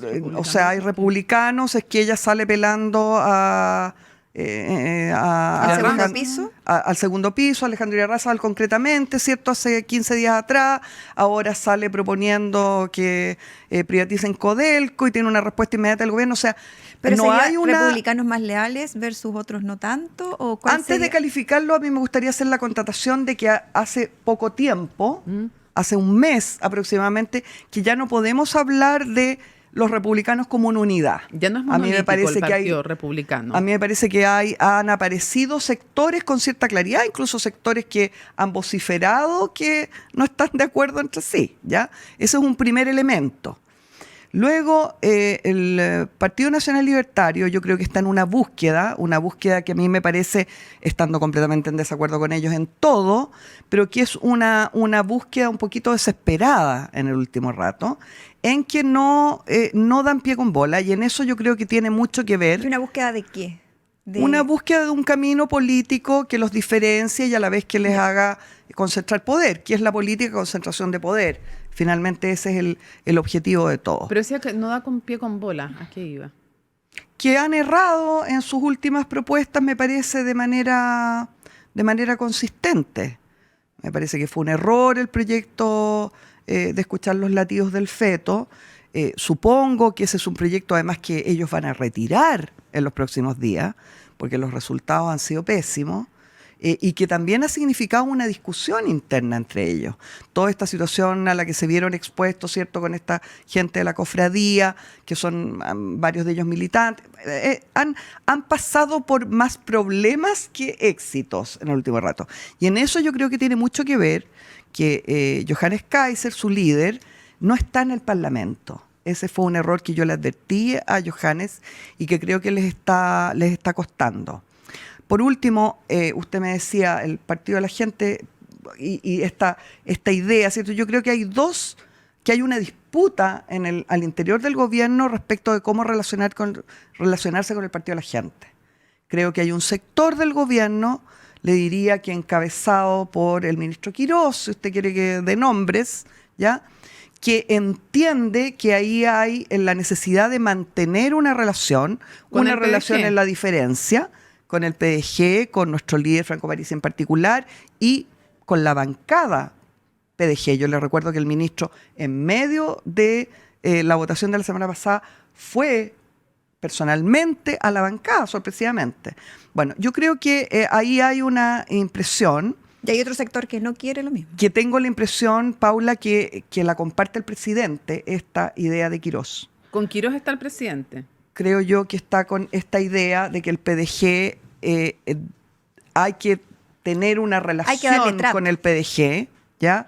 Que es más permanente, que es más de largo plazo, que es una relación en la diferencia, claramente sin que signifique que nosotros pertenezcamos de ninguna manera, de ninguna forma al gobierno. Y está el otro sector que vendría a ser el apuesto, que encabezado Era bien interesante lo que le estaba diciendo, que yo creo que el presidente está ahí. Ya, sí, se nos quedó claro. Y yo creo que hay otro sector encabezado por el ministro Alvarado, ¿ya?, el inefable ministro Alvarado, que tiene este temor, que lo han hecho público, de que están generando un monstruo, que están aumentando las posibilidades presidenciales de Parisi y que le están dando una fuerza muy importante a nuestra bancada y a determinados liderazgos dentro del Parlamento en particular. Esa es una postura que han manifestado, de hecho, directamente personeros de Chile Vamos. Por ejemplo, Catherine Martorell aquí mismo dijo que ella pedía al gobierno negociar equitativamente con todos los partidos, justamente porque si se le daba un trato privilegiado al PDG y a Parisi, los iba a beneficiar en la presidencial posteriormente. Bueno, es bastante absurdo, porque cómo va, o sea, ellos son un partido de gobierno, ya se subsumieron, ya fueron sumisos, ya se entregaron, ya forman parte de esa coalición. Me estoy refiriendo a Renovación Nacional, que de donde es secretaria general Catherine Martorell. Entonces ellos ya están en el saco ya. El ministro Quirós no tiene nada que ir a negociar con ellos. No, se refería al socialismo democrático, se refería a otros, que no privilegiaran en el fondo al PDG por sobre otras oposiciones. Bueno, nosotros en eso no tenemos nada que decir, ellos verán. Si lo decía ya como parte del gobierno. Claro, lo que pasa es que yo creo que no hay otro partido que tenga la disciplina interna, miren qué curioso lo que les estoy diciendo, a 4 meses de haber asumido, que tenga la cohesión como poder garantizar los votos que eventualmente el gobierno necesita para poder aprobar cualquier legislación. Entonces yo creo que disciplina que ha estado en cuestión, que ha medio tambaleado al principio, cuando al comienzo habían llegado a un acuerdo, después algunos se querían restar, después ajustaron tuerca. Estoy hablando del primer trámite, por ejemplo, en la mega reforma. O sea, es una disciplina que siempre están los ojos puestos encima sobre el PDG, justamente porque algunos en el camino y sobre todo en el periodo pasado se habían desordenado. Yo, después de pasar meses con gente diciéndome, preguntándome, colegas diciéndome cuándo se van a desunir, cuándo se van a separar, hace por lo menos 1 mes y medio que nadie me lo preguntaba, todo lo contrario. Creo que hay una constatación, y en cualquier caso me parece que hay una constatación del gobierno, de que la única fuerza que tiene la unidad, la disciplina y la cohesión, que está haciendo un análisis político además correcto de lo que está pasando con la ciudadanía, y eso es muy importante cuando hay un gobierno que tiene una creciente desaprobación, su vínculo con la ciudadanía a través de este partido que parece que es el único que escucha a las personas. Entonces, y con esto me visto y me voy, lo que yo creo que pasa es que el gobierno necesita imperiosamente al Partido de la Gente. ¿Ya? Y que esa ilusión de Alvarado o de Catherine Martorell de rebajarnos, lamentablemente es obvio que no hay ninguna otra fuerza política, porque además refirámonos a cómo votan las distintas bancadas. Todas las bancadas votan pirquineadas, divididas, todas. ¿Es el partido de la gente el partido más importante de la oposición actualmente? Yo no sé si ese es el término adecuado. Yo creo que es imprescindible para la gobernanza. ¿Ya? ¿Es Yo el creo partido que, más influyente de la oposición? yo creo que hasta ahora lo ha sido. ¿Ah? No es algo que nos interese medularmente, ni puedo hacer yo una proyección. Yo creo que en estos 4 meses y medio de gobierno no cabe la menor duda que ha sido no solo incidente, sino que clave. ¿Ah? ¿Para qué? Para dar gobernabilidad. Oye, Diputada. nunca me dijo quién era el que ponía la música. Po. Se fue en análisis de cada uno Ah, de los bueno, partidos y nunca dijo está bien. qué música estaba bailando el gobierno. Ya que me Nosotros, describió a todos, la música de el quién. gobierno yo creo que está por verse. Nosotros estamos bailando la música No, que pues nos quería pone saber la el gente. gobierno, yo quería saber el gobierno. Diputada decía que estas dos versiones del gobierno respecto a cómo plantearse con el PDG o relacionarse con el PDG y que hasta ahora el presidente, cree usted, está más por el lado de Quirós de querer entablar diálogo y de relacionarse. Espera, me imagino, que esa sea la actitud que prime de ahora en adelante, porque ahora se acaba la mega reforma, pero viene toda una agenda distinta que se va a empujar en el Congreso. Me imagino que espera que esa sea la voz que prime, la de Quirós y de mantener este diálogo con ustedes. Paula, yo no espero nada, ¿ya? Es otra la forma en que yo miro esto. Yo creo que esto es inevitable. Creo que el gobierno no tiene otra fuerza que tenga la unidad, la disciplina, la coherencia y el análisis político de realidad concreto con quien que le permita dar gobernabilidad. ¿Ya? Las demás bancadas todas, y cuando le digo todas, me refiero a todas, incluida, por ejemplo, la Renovación Nacional, están divididas, digregadas, llenos de pugnas internas, todos en campaña para la senatorial por Santiago, en fin, ¿ya? Por lo tanto, a mí me parece que ahí el gobierno no va a poder encontrar los votos y el trabajo político necesario. Por otra parte, y permítame una pequeña digresión que puede eventualmente interesarle, por el otro lado está la oposición o las oposiciones que sin el partido de la gente simplemente no existen. ¿Ya? Todos hicieron análisis internos, congresos, seminarios, después de la derrota histórica que tuvieron en la última elección presidencial, me refiero a lo que era el gobierno anterior y actualmente la oposición, y todos ellos constataron en sus escritos que había que observar más lo que estaba haciendo el partido de la gente, ¿ya? Por los resultados electorales, pero además por lo que había ocurrido en los primeros meses de gobierno. Pero acto seguido, no solo no constatan lo que está haciendo el PDG, sino que hacen exactamente lo contrario y nos dan guaraca cuando pueden. Diputado, usted hablaba de la disciplina que tiene ahora el PDG, que me decía, bueno, una de las materias que siempre les han cuestionado. ¿Usted podría garantizar que de aquí en adelante, si se sientan a conversar o llegan a acuerdos con el gobierno, van a estar ordenados y que van a cumplir con la palabra y que no les va a pasar situaciones similares a lo que pasó durante la tramitación de la primera etapa de la mega reforma, con que se bajó el acuerdo, después se vuelven a subir, que no va a ocurrir situaciones similares? Yo nunca hago ese tipo de cosas, ya garantías respecto de la gente, el ser humano es insondable. Lo que sí le digo, 2 cuestiones. La primera es que en todas las oportunidades que a mí me preguntaron por esta inminente división del PDG, antes de que asumiéramos, después de que asumiéramos, hasta hace un mes y medio atrás en que dejaron de decírmelo, ¿ya? Yo siempre respondí, estoy yo de por medio. Me decían, ¿cuál es la diferencia? ¿Por qué usted cree que ahora no se van a dividir? Y yo decía, ¿por qué? Y agregaba, y estoy yo de por medio. ¿Qué quiere decir eso? ¿Es un envanecimiento? No. Es simplemente que yo creo tener la experiencia política y haber asumido personalmente la tarea de esa coordinación y esa unidad. No autoritariamente, sino que en un proceso de aprendizaje en el que estamos. Yo creo que todavía se conoce poco a los diputados de la bancada del PDG. No se sabe, por ejemplo, que las 7 mujeres, nosotros somos la única bancada paritaria de la Cámara, son 7 mujeres feministas. 7 mujeres muy interesantes. Una de ellas preside, por ejemplo, la Comisión de Mujer de la Cámara, ¿ya? Entonces nosotros lo que aplicamos es algo que Lenin denominó centralismo democrático.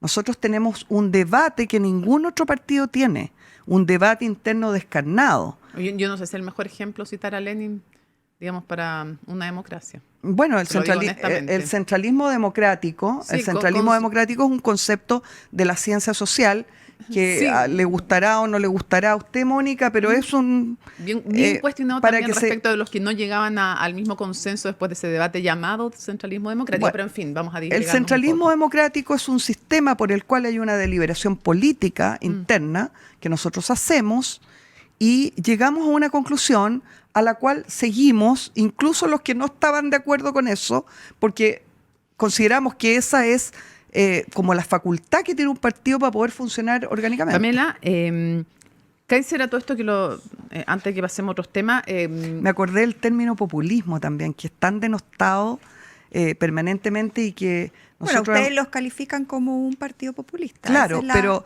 pero no se refieren al término de Chantal Mouffe, al término concreto de las ciencias sociales. Usan el término populismo como Peyorativo. demagogia, ¿cierto? Y efectivamente nosotros somos un partido populista, en el sentido de que escuchamos a las grandes masas y tenemos la misión de cumplir con esas exigencias.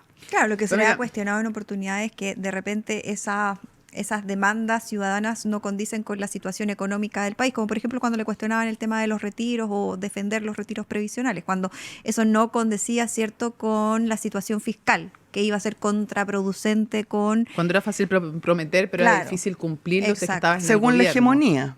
¿ah? No, y según también las condiciones según las de- condiciones económicas del país, y lo que económicas, de defendían los inflación, economistas. Nosotros y tenemos todas esas otra versión y ya que ustedes tocan tangencialmente el tema, yo tengo presentado un proyecto de retiro sabemos. y volveré con ese derecho que tienen las personas a usar su dinero, su propiedad privada, particularmente en un sistema que parece no solo no abjurar de las leyes del mercado, sino que endiosarlas. Ahora, ¿ah? les queda re poco dinero y las consecuencias de la inflación para los que tienen menos y los que ya no les queda nada de dinero son bien fuertes. Está equivocada, Mónica. Existen más de 12 millones y medio de personas que tienen fondos previsionales, según los datos de la Superintendencia de poquito Pensiones. Y la gente toda, en un 100%, ha recuperado sus fondos o tiene más fondos de los que tenía en el momento de los retiros. Esto según la Podrían tener más si no lo hubieran retirado. Esto según la Superintendencia de Pensiones, no Podrían tener según más si no lo Pamela hubieran Giles. retirado. Pero además yo le hablo del efecto de la inflación. Pero quiero ir a un tema que Sí, perdón, mencionó- yo me desvié, me fui para otro lado. Pero que está bien. mencionó Johannes Kaiser y es el siguiente. No solo él, también a Navi Bartos, que es el tema de los indultos. Él decía que no pedía que el gobierno patrocinara porque el gobierno ha dicho ley general de indultos no, el presidente lo verá caso a caso y lo que le contestó Johannes Kaiser en Tolerancia Cero fue: yo no espero que lo patrocinen el proyecto, pero sí espero que le pongan urgencia, porque le va a poner urgencia a un proyecto. Le preguntamos si es que están hablando que no es parte de su agenda. Dijo: viene la ley de presupuesto. Más allá de las declaraciones de Johannes Kaiser, ¿cuál es su postura respecto a una ley general de indultos, dividámoslo, para carabineros o Fuerzas Armadas condenados en el contexto del estallido? No me parece que sea el momento y tengo la impresión de que el gobierno opina lo mismo que yo. Y respecto de indultos caso a caso a carabineros condenados en el contexto del estallido, y después también su opinión respecto de indultos para violadores de derechos humanos en la dictadura. Creo que el presidente está en un problema respecto de eso porque si bien no fue una promesa de campaña, muchos lo han entendido así, yo creo que cometería un grave error. Tengo la impresión y la información de que el presidente cree lo mismo, que sería... Error, Que sería un ¿en error. cuál de los dos casos? ¿En el caso de los carabineros condenados en el contexto del estallido o para militares violadores de derechos humanos de la dictadura? Definitivamente para el caso de los violadores de derechos humanos, de los asesinos de lesa humanidad o abuelitos de Punta Peuco, como usted les quiera llamar, yo creo que ahí hay un problema delicado, muy delicado, donde dudo que el presidente se meta. Tengo la impresión de que más bien estaría por evitarlo, y donde espero además que lo evite, porque yo creo que hay que tener claro, Mónica, Paula, que hay por lo menos un 60% de la población que no nacía para la dictadura y que estas situaciones muchas veces les parecen lejanas, no entienden por qué tanta pasión respecto, por ejemplo, al problema de derechos humanos. Sin embargo, yo estoy convencida de mi conocimiento del mundo popular, de la ciudadanía concreta, que a la gente esto no le da lo mismo. No le da lo mismo Habría a un nadie, rechazo. ni siquiera, yo creo que habría un rechazo tremendo. ¿Y para usted sería un quiebre con el gobierno? Si es que dieran indulto. Yo soy una representante popular, yo no estoy en posición de, por razones personales, está diciendo que pero para si la gente es hubiese un importante, po. rechazo ciudadano. les digo, yo en lo personal, que soy víctima de tortura y prisión política durante la dictadura, por supuesto que tengo una posición respecto de esto, yo en lo personal.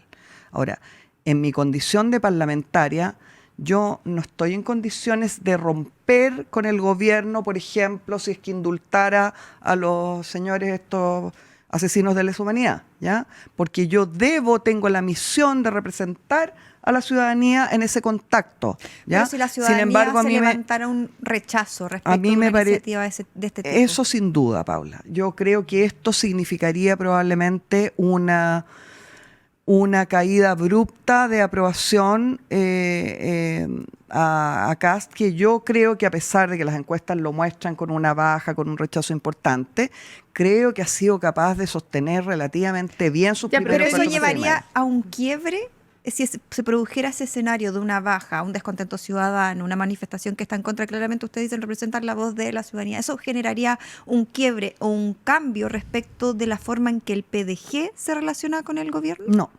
Ya. ¿Y por qué? Si son representantes de la gente y tienen que encarnar esa molestia que usted dice que provocaría indulto a violadores de derechos humanos en la época de la dictadura, ¿por qué eso no tensionaría sus relaciones con el gobierno? Ahí O al menos sí las tensionaría, pero no las quebraría. Ni lo uno ni lo otro, Mónica. Les entiendo perfectamente lo que me dicen y se lo explico. Se lo explico por tercera vez, a ver si esta vez me lo entienden.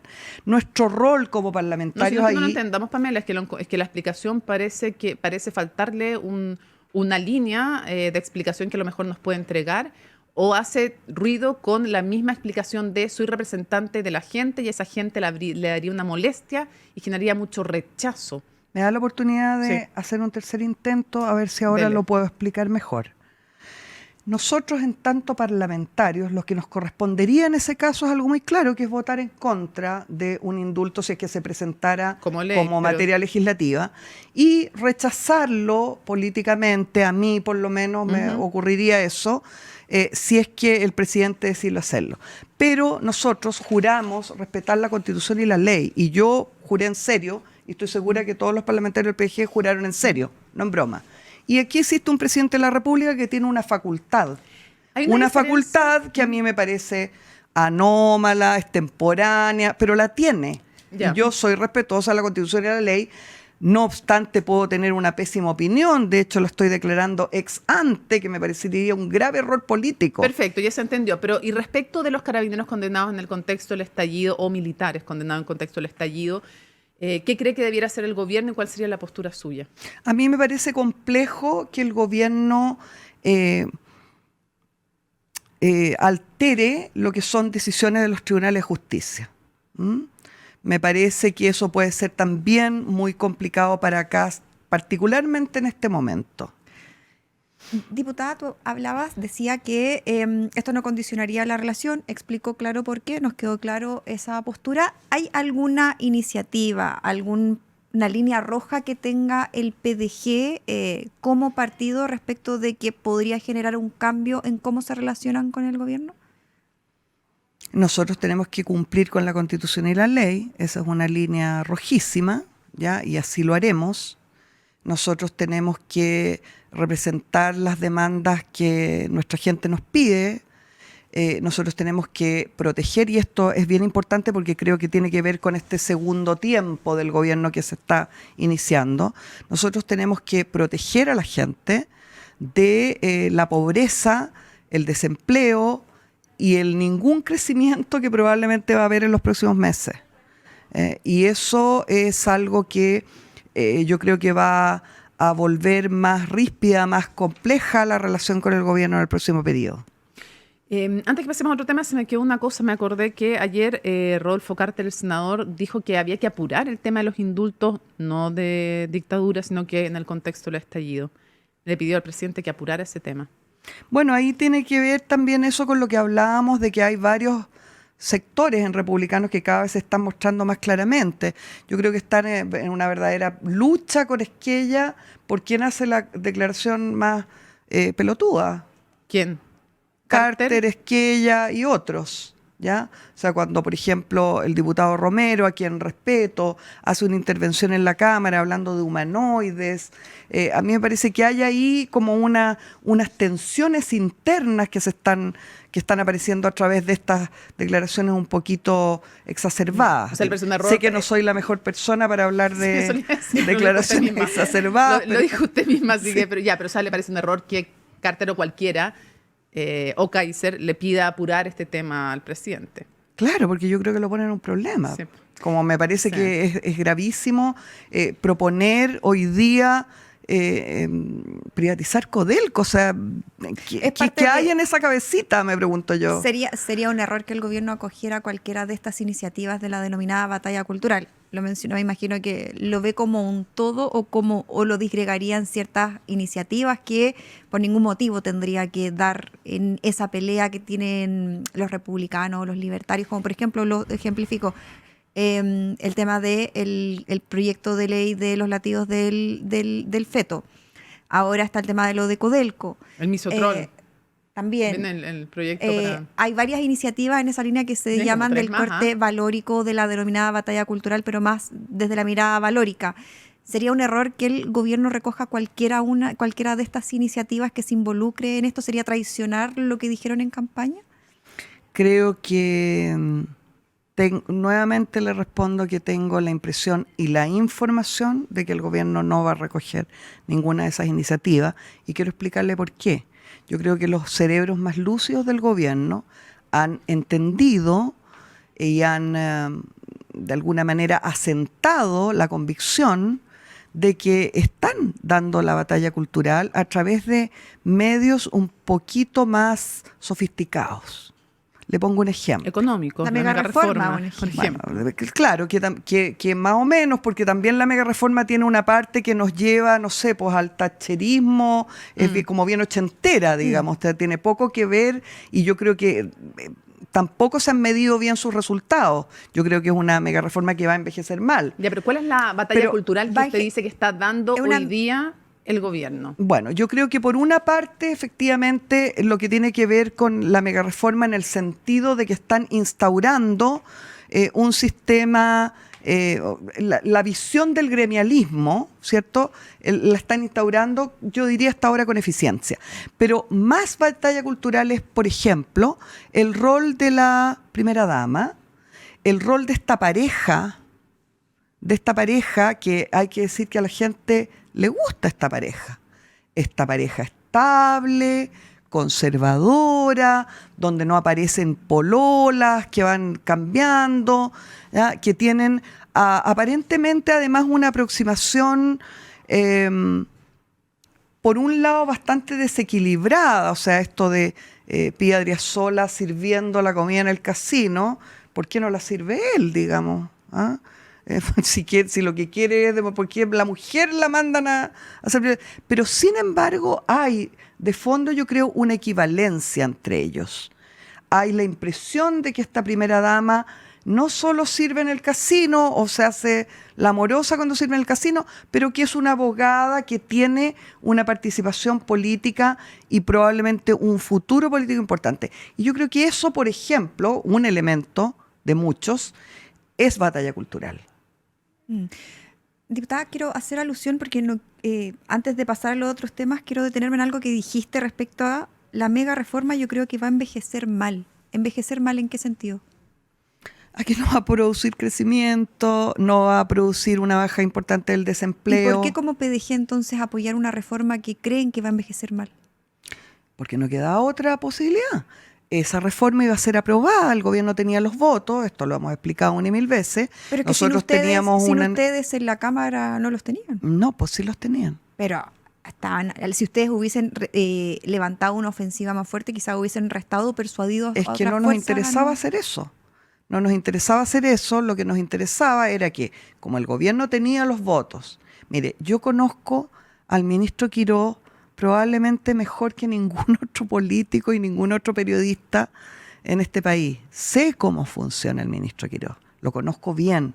Yo fui 12 años coapoderada del ministro Quirós, ¿ya? ¿Cuál es su opinión sobre el ministro Quirós, que ustedes sabrán seguramente que Kast lo conoció 5 meses antes de la elección, ¿ya? Antes él era asesor de Carter Y antes de Orrego. y antes de Orrego, y se conocieron De muy... Francisco Orrego, por si acaso, no creen que estoy diciendo Sí, no, que de sería Claudio Orrego era rarísimo que asesor. Claudio No Orrego. digo porque fue No, pero está bien la en las redes aclaración. sociales. Ay, pero nunca ha sido asesor de... Entonces, primero, yo sabía cómo funciona Quirós. Una es su opinión ventaja sobre que él? tengo en la vida, yo les cuento, es que he entrevistado y conozco como la palma de mi mano a todos los personeros políticos que circulan en primera línea, segunda, tercera y cuarta, ¿ya? Entonces, tenían los votos, se iba a aprobar la reforma. La posibilidad que nosotros vimos y que analizamos con centralismo democrático y análisis político interno de la bancada fue cómo influimos en que la decisión no afecte tanto a nuestros mandantes. Y entonces pedimos a cambio este famoso proyecto de pañales y medicamentos que por lo demás aún no se cumple. ¿No cree que le van a endosar la responsabilidad también al PDG si no se cumplen los pronósticos de la mega reforma? Bueno, nosotros estamos dispuestos a asumir las responsabilidades que tengamos que asumir.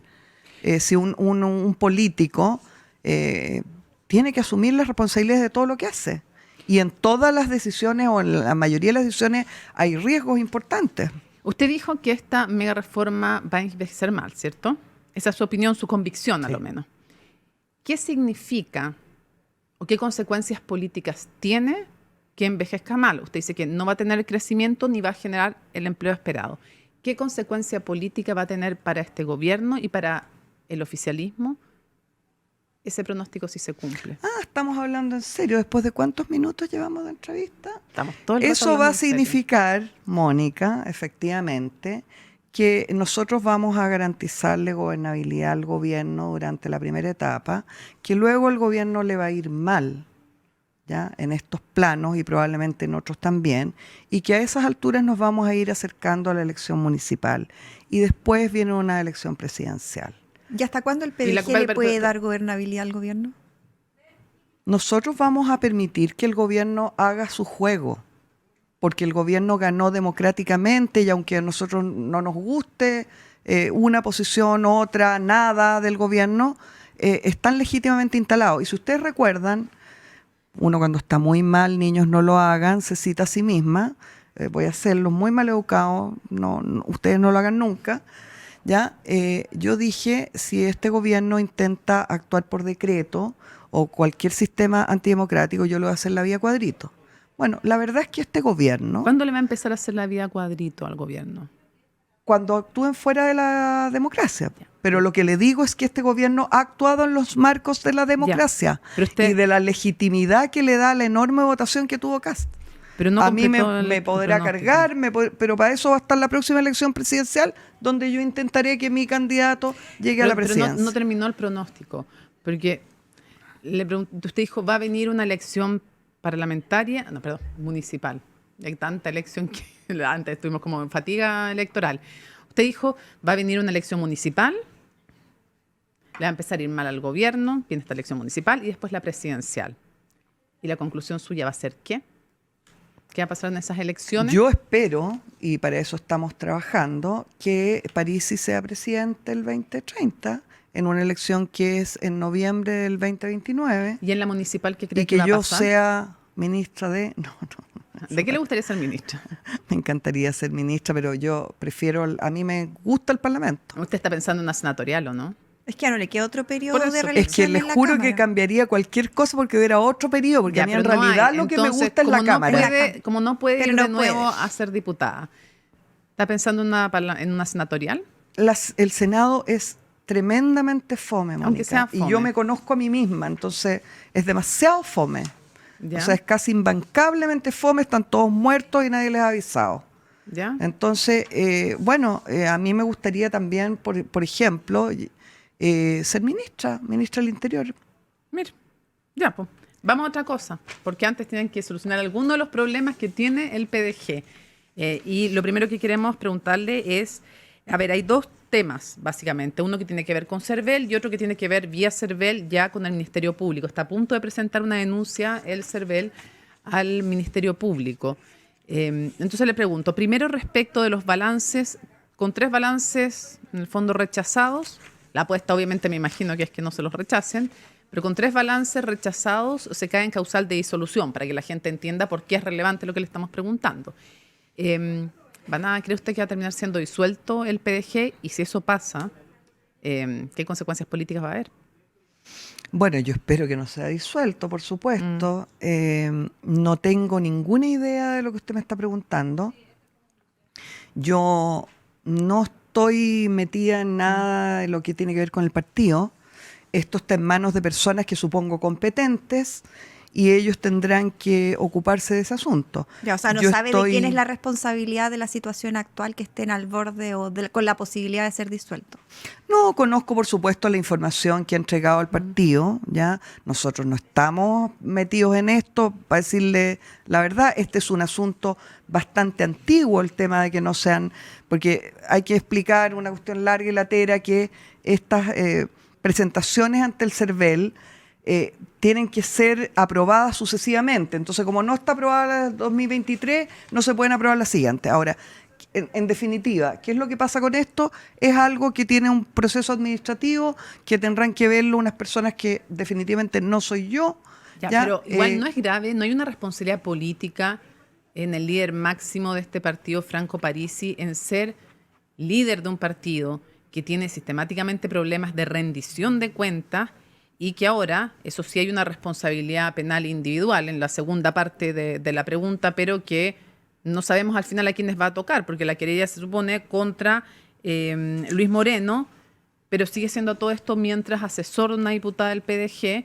Entonces, la cosa se complica. O sea, si cae en el ámbito además penal, obviamente que se complica. ¿Cómo se llega a seguir desordenando tanto en este ámbito el PDG si no es de quién es la responsabilidad política también? Yo le propongo que usted me invite cuando exista eso imaginario que usted está diciendo, porque hasta ahora no hay una acusación penal. No, pero lo del CERVEL sí hay. Lo del Claro, el ser rechazado una y otra vez la rendición. Eso es una información que eso sí está. Por supuesto, ¿De quién es eso no es responsabilidad? penal, No, ¿ya? pues, Y eso entiendo que es de responsabilidad de las personas del partido que tienen que ver con esas presentaciones ante el CERVEL, primero.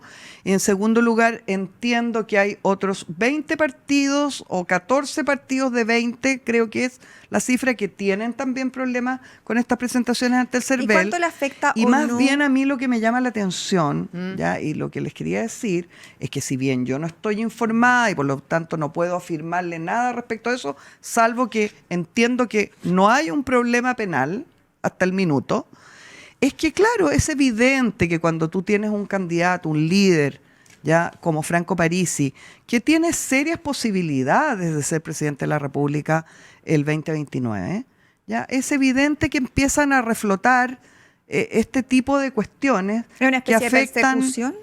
No sé si una persecución, pero no sería raro. O sea, más bien se lo cuento de la siguiente manera. ¿Qué le dije yo a Franco cuando apareció esta acusación en un stream, en un streaming hace una semana atrás? Le dije, bueno, prepárate porque esto va a ser así todos los días, ¿ya? Va a ser esta ¿Usted cree que hay acusación o intencionalidad otra. política del CERVEL? Porque la que usted menciona tiene que ver con la lista penal. De hecho, la presenta. Igual es bueno como transparentar eso. La que tiene que ver con una de los temas. Porque hay 2 temas penales. Uno que podría presentar el CERVEL. Hay que esperar si lo presenta o no ante el Ministerio Público. Y otra es la presentación que hace Luis Emilio Peña, que es, en contra de Luis Emilio Peña, presentada por Jorge Pasadore, ex vicepresidente nacional del partido, pero que hoy es militante del Partido Nacional Libertario. Digo, para transparentar también quiénes son los que van llevando esto. La penal hay que ver cómo se desarrolla. Está esta otra segunda penal, que es una querella que lleva a este señor y que identificó su militancia. Ese es un tema. Pero en el rechazo de las rendiciones. ¿Usted cree que puede haber una intencionalidad política del CERVEL de De perjudicarlo? ninguna manera, Ya. absolutamente no. El CERVEL ha hecho exactamente lo que tiene que hacer y lo ha hecho desde hace muchos meses, no solo desde hace muchos meses, desde hace muchos años. ¿Dónde veo yo la intencionalidad política? En que esto, que es una investigación que ha hecho el CERVEL, que el partido le ha entregado, ¿cierto?, los documentos con las observaciones que tenía corregidas una y otra vez, y por lo tanto el CERVEL ha hecho exactamente lo que ha tenido que hacer en su rol de fiscalizar las platas públicas de los partidos, ¿cierto? Ahora, después de que esto viene ocurriendo hace 3 años, aparecen personajes frente a la opinión pública diciendo, está ocurriendo esto. Para mí no era ninguna novedad. Esto lo hemos sabido, ha sido publicado por la prensa, ¿me entiendes? Es allí donde yo veo la intencionalidad política y creo que, claro, si Franco estuviera marcando 2 puntos, nadie estaría interesado en ir a un streaming a enfrentarlo, pero como está con serias posibilidades de ser presidente de la República, es evidente que van a aparecer todo tipo de personajes con acusaciones que en cualquier caso hay que investigar donde corresponde, por supuesto. Diputada, queremos pasar a otro lado, que es una de nuestras secciones favoritas con Mónica, que es el lado C. Cuente su chiste, ¿no? Algo así, podría ser. Sí, también lo podríamos Para incluir. personajes que tienen una trayectoria pública de tanto tiempo, a veces es más complicada esta Sí, pregunta. esta está difícil. Algo que no se sepa de usted. Algo que nadie sepa. Puede ser del ámbito privado, Público, talento. algún talento. No tengo ningún talento desconocido. La verdad es que soy más bien simple. Algún secreto, pero ¿por qué uno vendría aquí a revelar sus secretos No, más? pero algo, por ejemplo, no sé.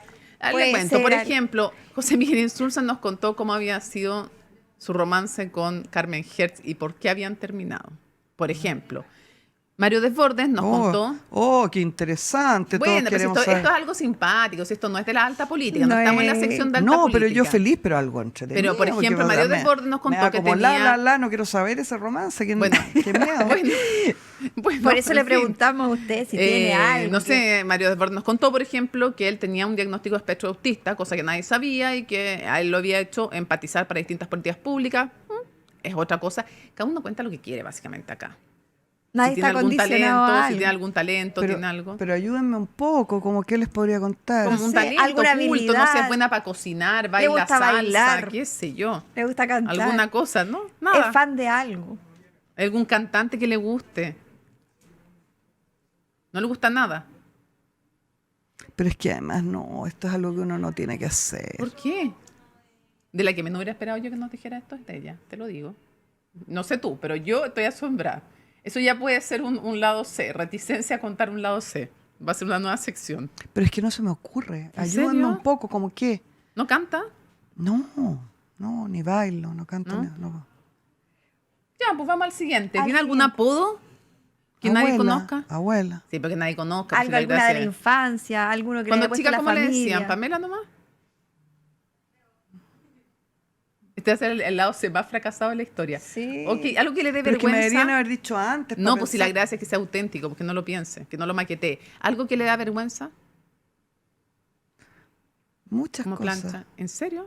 A ver, dígame qué le da vergüenza. No, soy puro. No, me da vergüenza decir que me da vergüenza. Ah, pues no sé. Este es el lado C Oye, más No, críptico. soy más bien pudorosa, soy más bien contenida contra ¿En toda serio? esta idea que existe de que ¿En qué es contenida? en prácticamente todo, ¿En serio? ¿sí? Soy tímida. Mira, eso es algo que no me hubiese esperado, que Yo dijera que tampoco. es tímida. Porque se ve con mucha personalidad.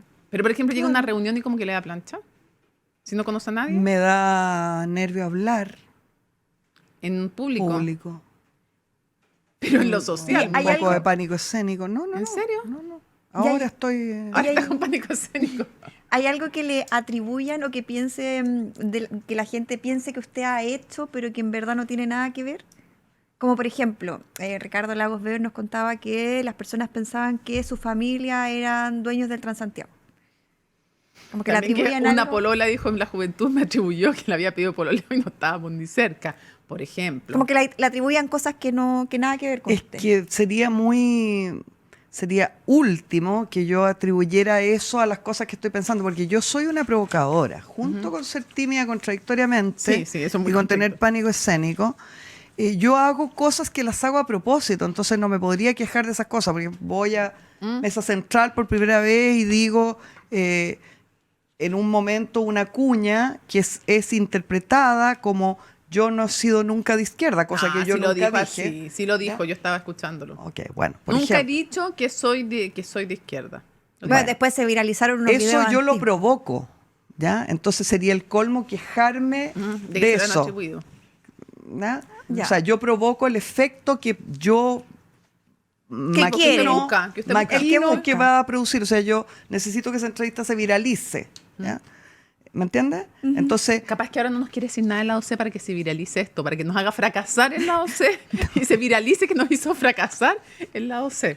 no, pero por ejemplo, en ese caso, ¿te das cuenta? Era como que yo estaba desconociendo mi vida. Yo no desconozco en lo más Oiga, mínimo ¿y ahora toda mi dónde vida, se mi ubica militancia comunista. ¿Su domicilio mi- político dónde lo ubica ahora? No le creo lo que está diciendo, pero igual, ya. ¿Cómo? No, pues usted dijo que nunca le habían dicho de izquierda, que usted nunca se había declarado una mujer de izquierda y sí se ha declarado. Bueno, te lo digo. Es que dijo que eso era una puesta en escena que Estoy había hecho. exactamente diciendo eso. Estoy diciendo, yo no desconozco que fui militante comunista Ya. 2 veces, además fui Bueno, militante sí, po. comunista. Inscribí al Partido Comunista, fui de las primeras 12 personas que inscribieron con su firma al Sí, Partido muy bien, Comunista. entonces, ¿para qué dijo? Tuve una adscripción al Frente Patriota Manuel Rodríguez. Ya, Sí, ¿y para yo qué entiendo- lo Tuve una dijo? yo entiendo que lo presencia. dijo porque fue la puesta en escena que llevó ese día, que para generar y que se viralizara esa entrevista. Lo entiendo. Y ahora, ¿se ubica en algún domicilio político? ¿Cuál es su domicilio político? Bueno, nosotros hemos dicho, y eso tiene mucho No, que ver no me con lo decís que ni yo facho ni como planteo, Nacho. con lo que yo planteo desde hace no 9 años en que estoy en el Parlamento, sino que desde que hacía televisión, desde que hacía farándula, ¿ya? Hoy día el clivaje que le llaman los ciúticos izquierda-derecha no existe. Reventó, explosionó. O sea, tenemos a Elon Musk diciendo que vamos camino al socialismo, ¿ya? Que van a desaparecer las clases sociales ahora, pronto, luego. ¿Ah? O sea, haciendo el mismo análisis que hizo Marx, ¿ya? Hace un ratito, ¿ya? Hoy día lo hace Elon Musk y anuncia el fin de las clases sociales y la era del socialismo ahora, luego. ¿A quién encuentra Entonces, simpático sus opositores? pero, sí. podía Sí, brevemente sí, sí. terminar de decir. Entonces, yo creo que eso no describe simplemente. Al partido de la gente, por ejemplo, se le ha tratado de decir, no tienen ideología. Por supuesto que tenemos ideología. Lo que pasa es que no es esa ideología que nos tratan de enchufar a la fuerza, como en un rompecabezas, así, una pieza que no cabe. Porque no son esos nuestros parámetros. Nuestros parámetros son, parece, los de una mayoría creciente, espero yo, de ciudadanos que no entienden que la vida esté dividida entre izquierda y derecha.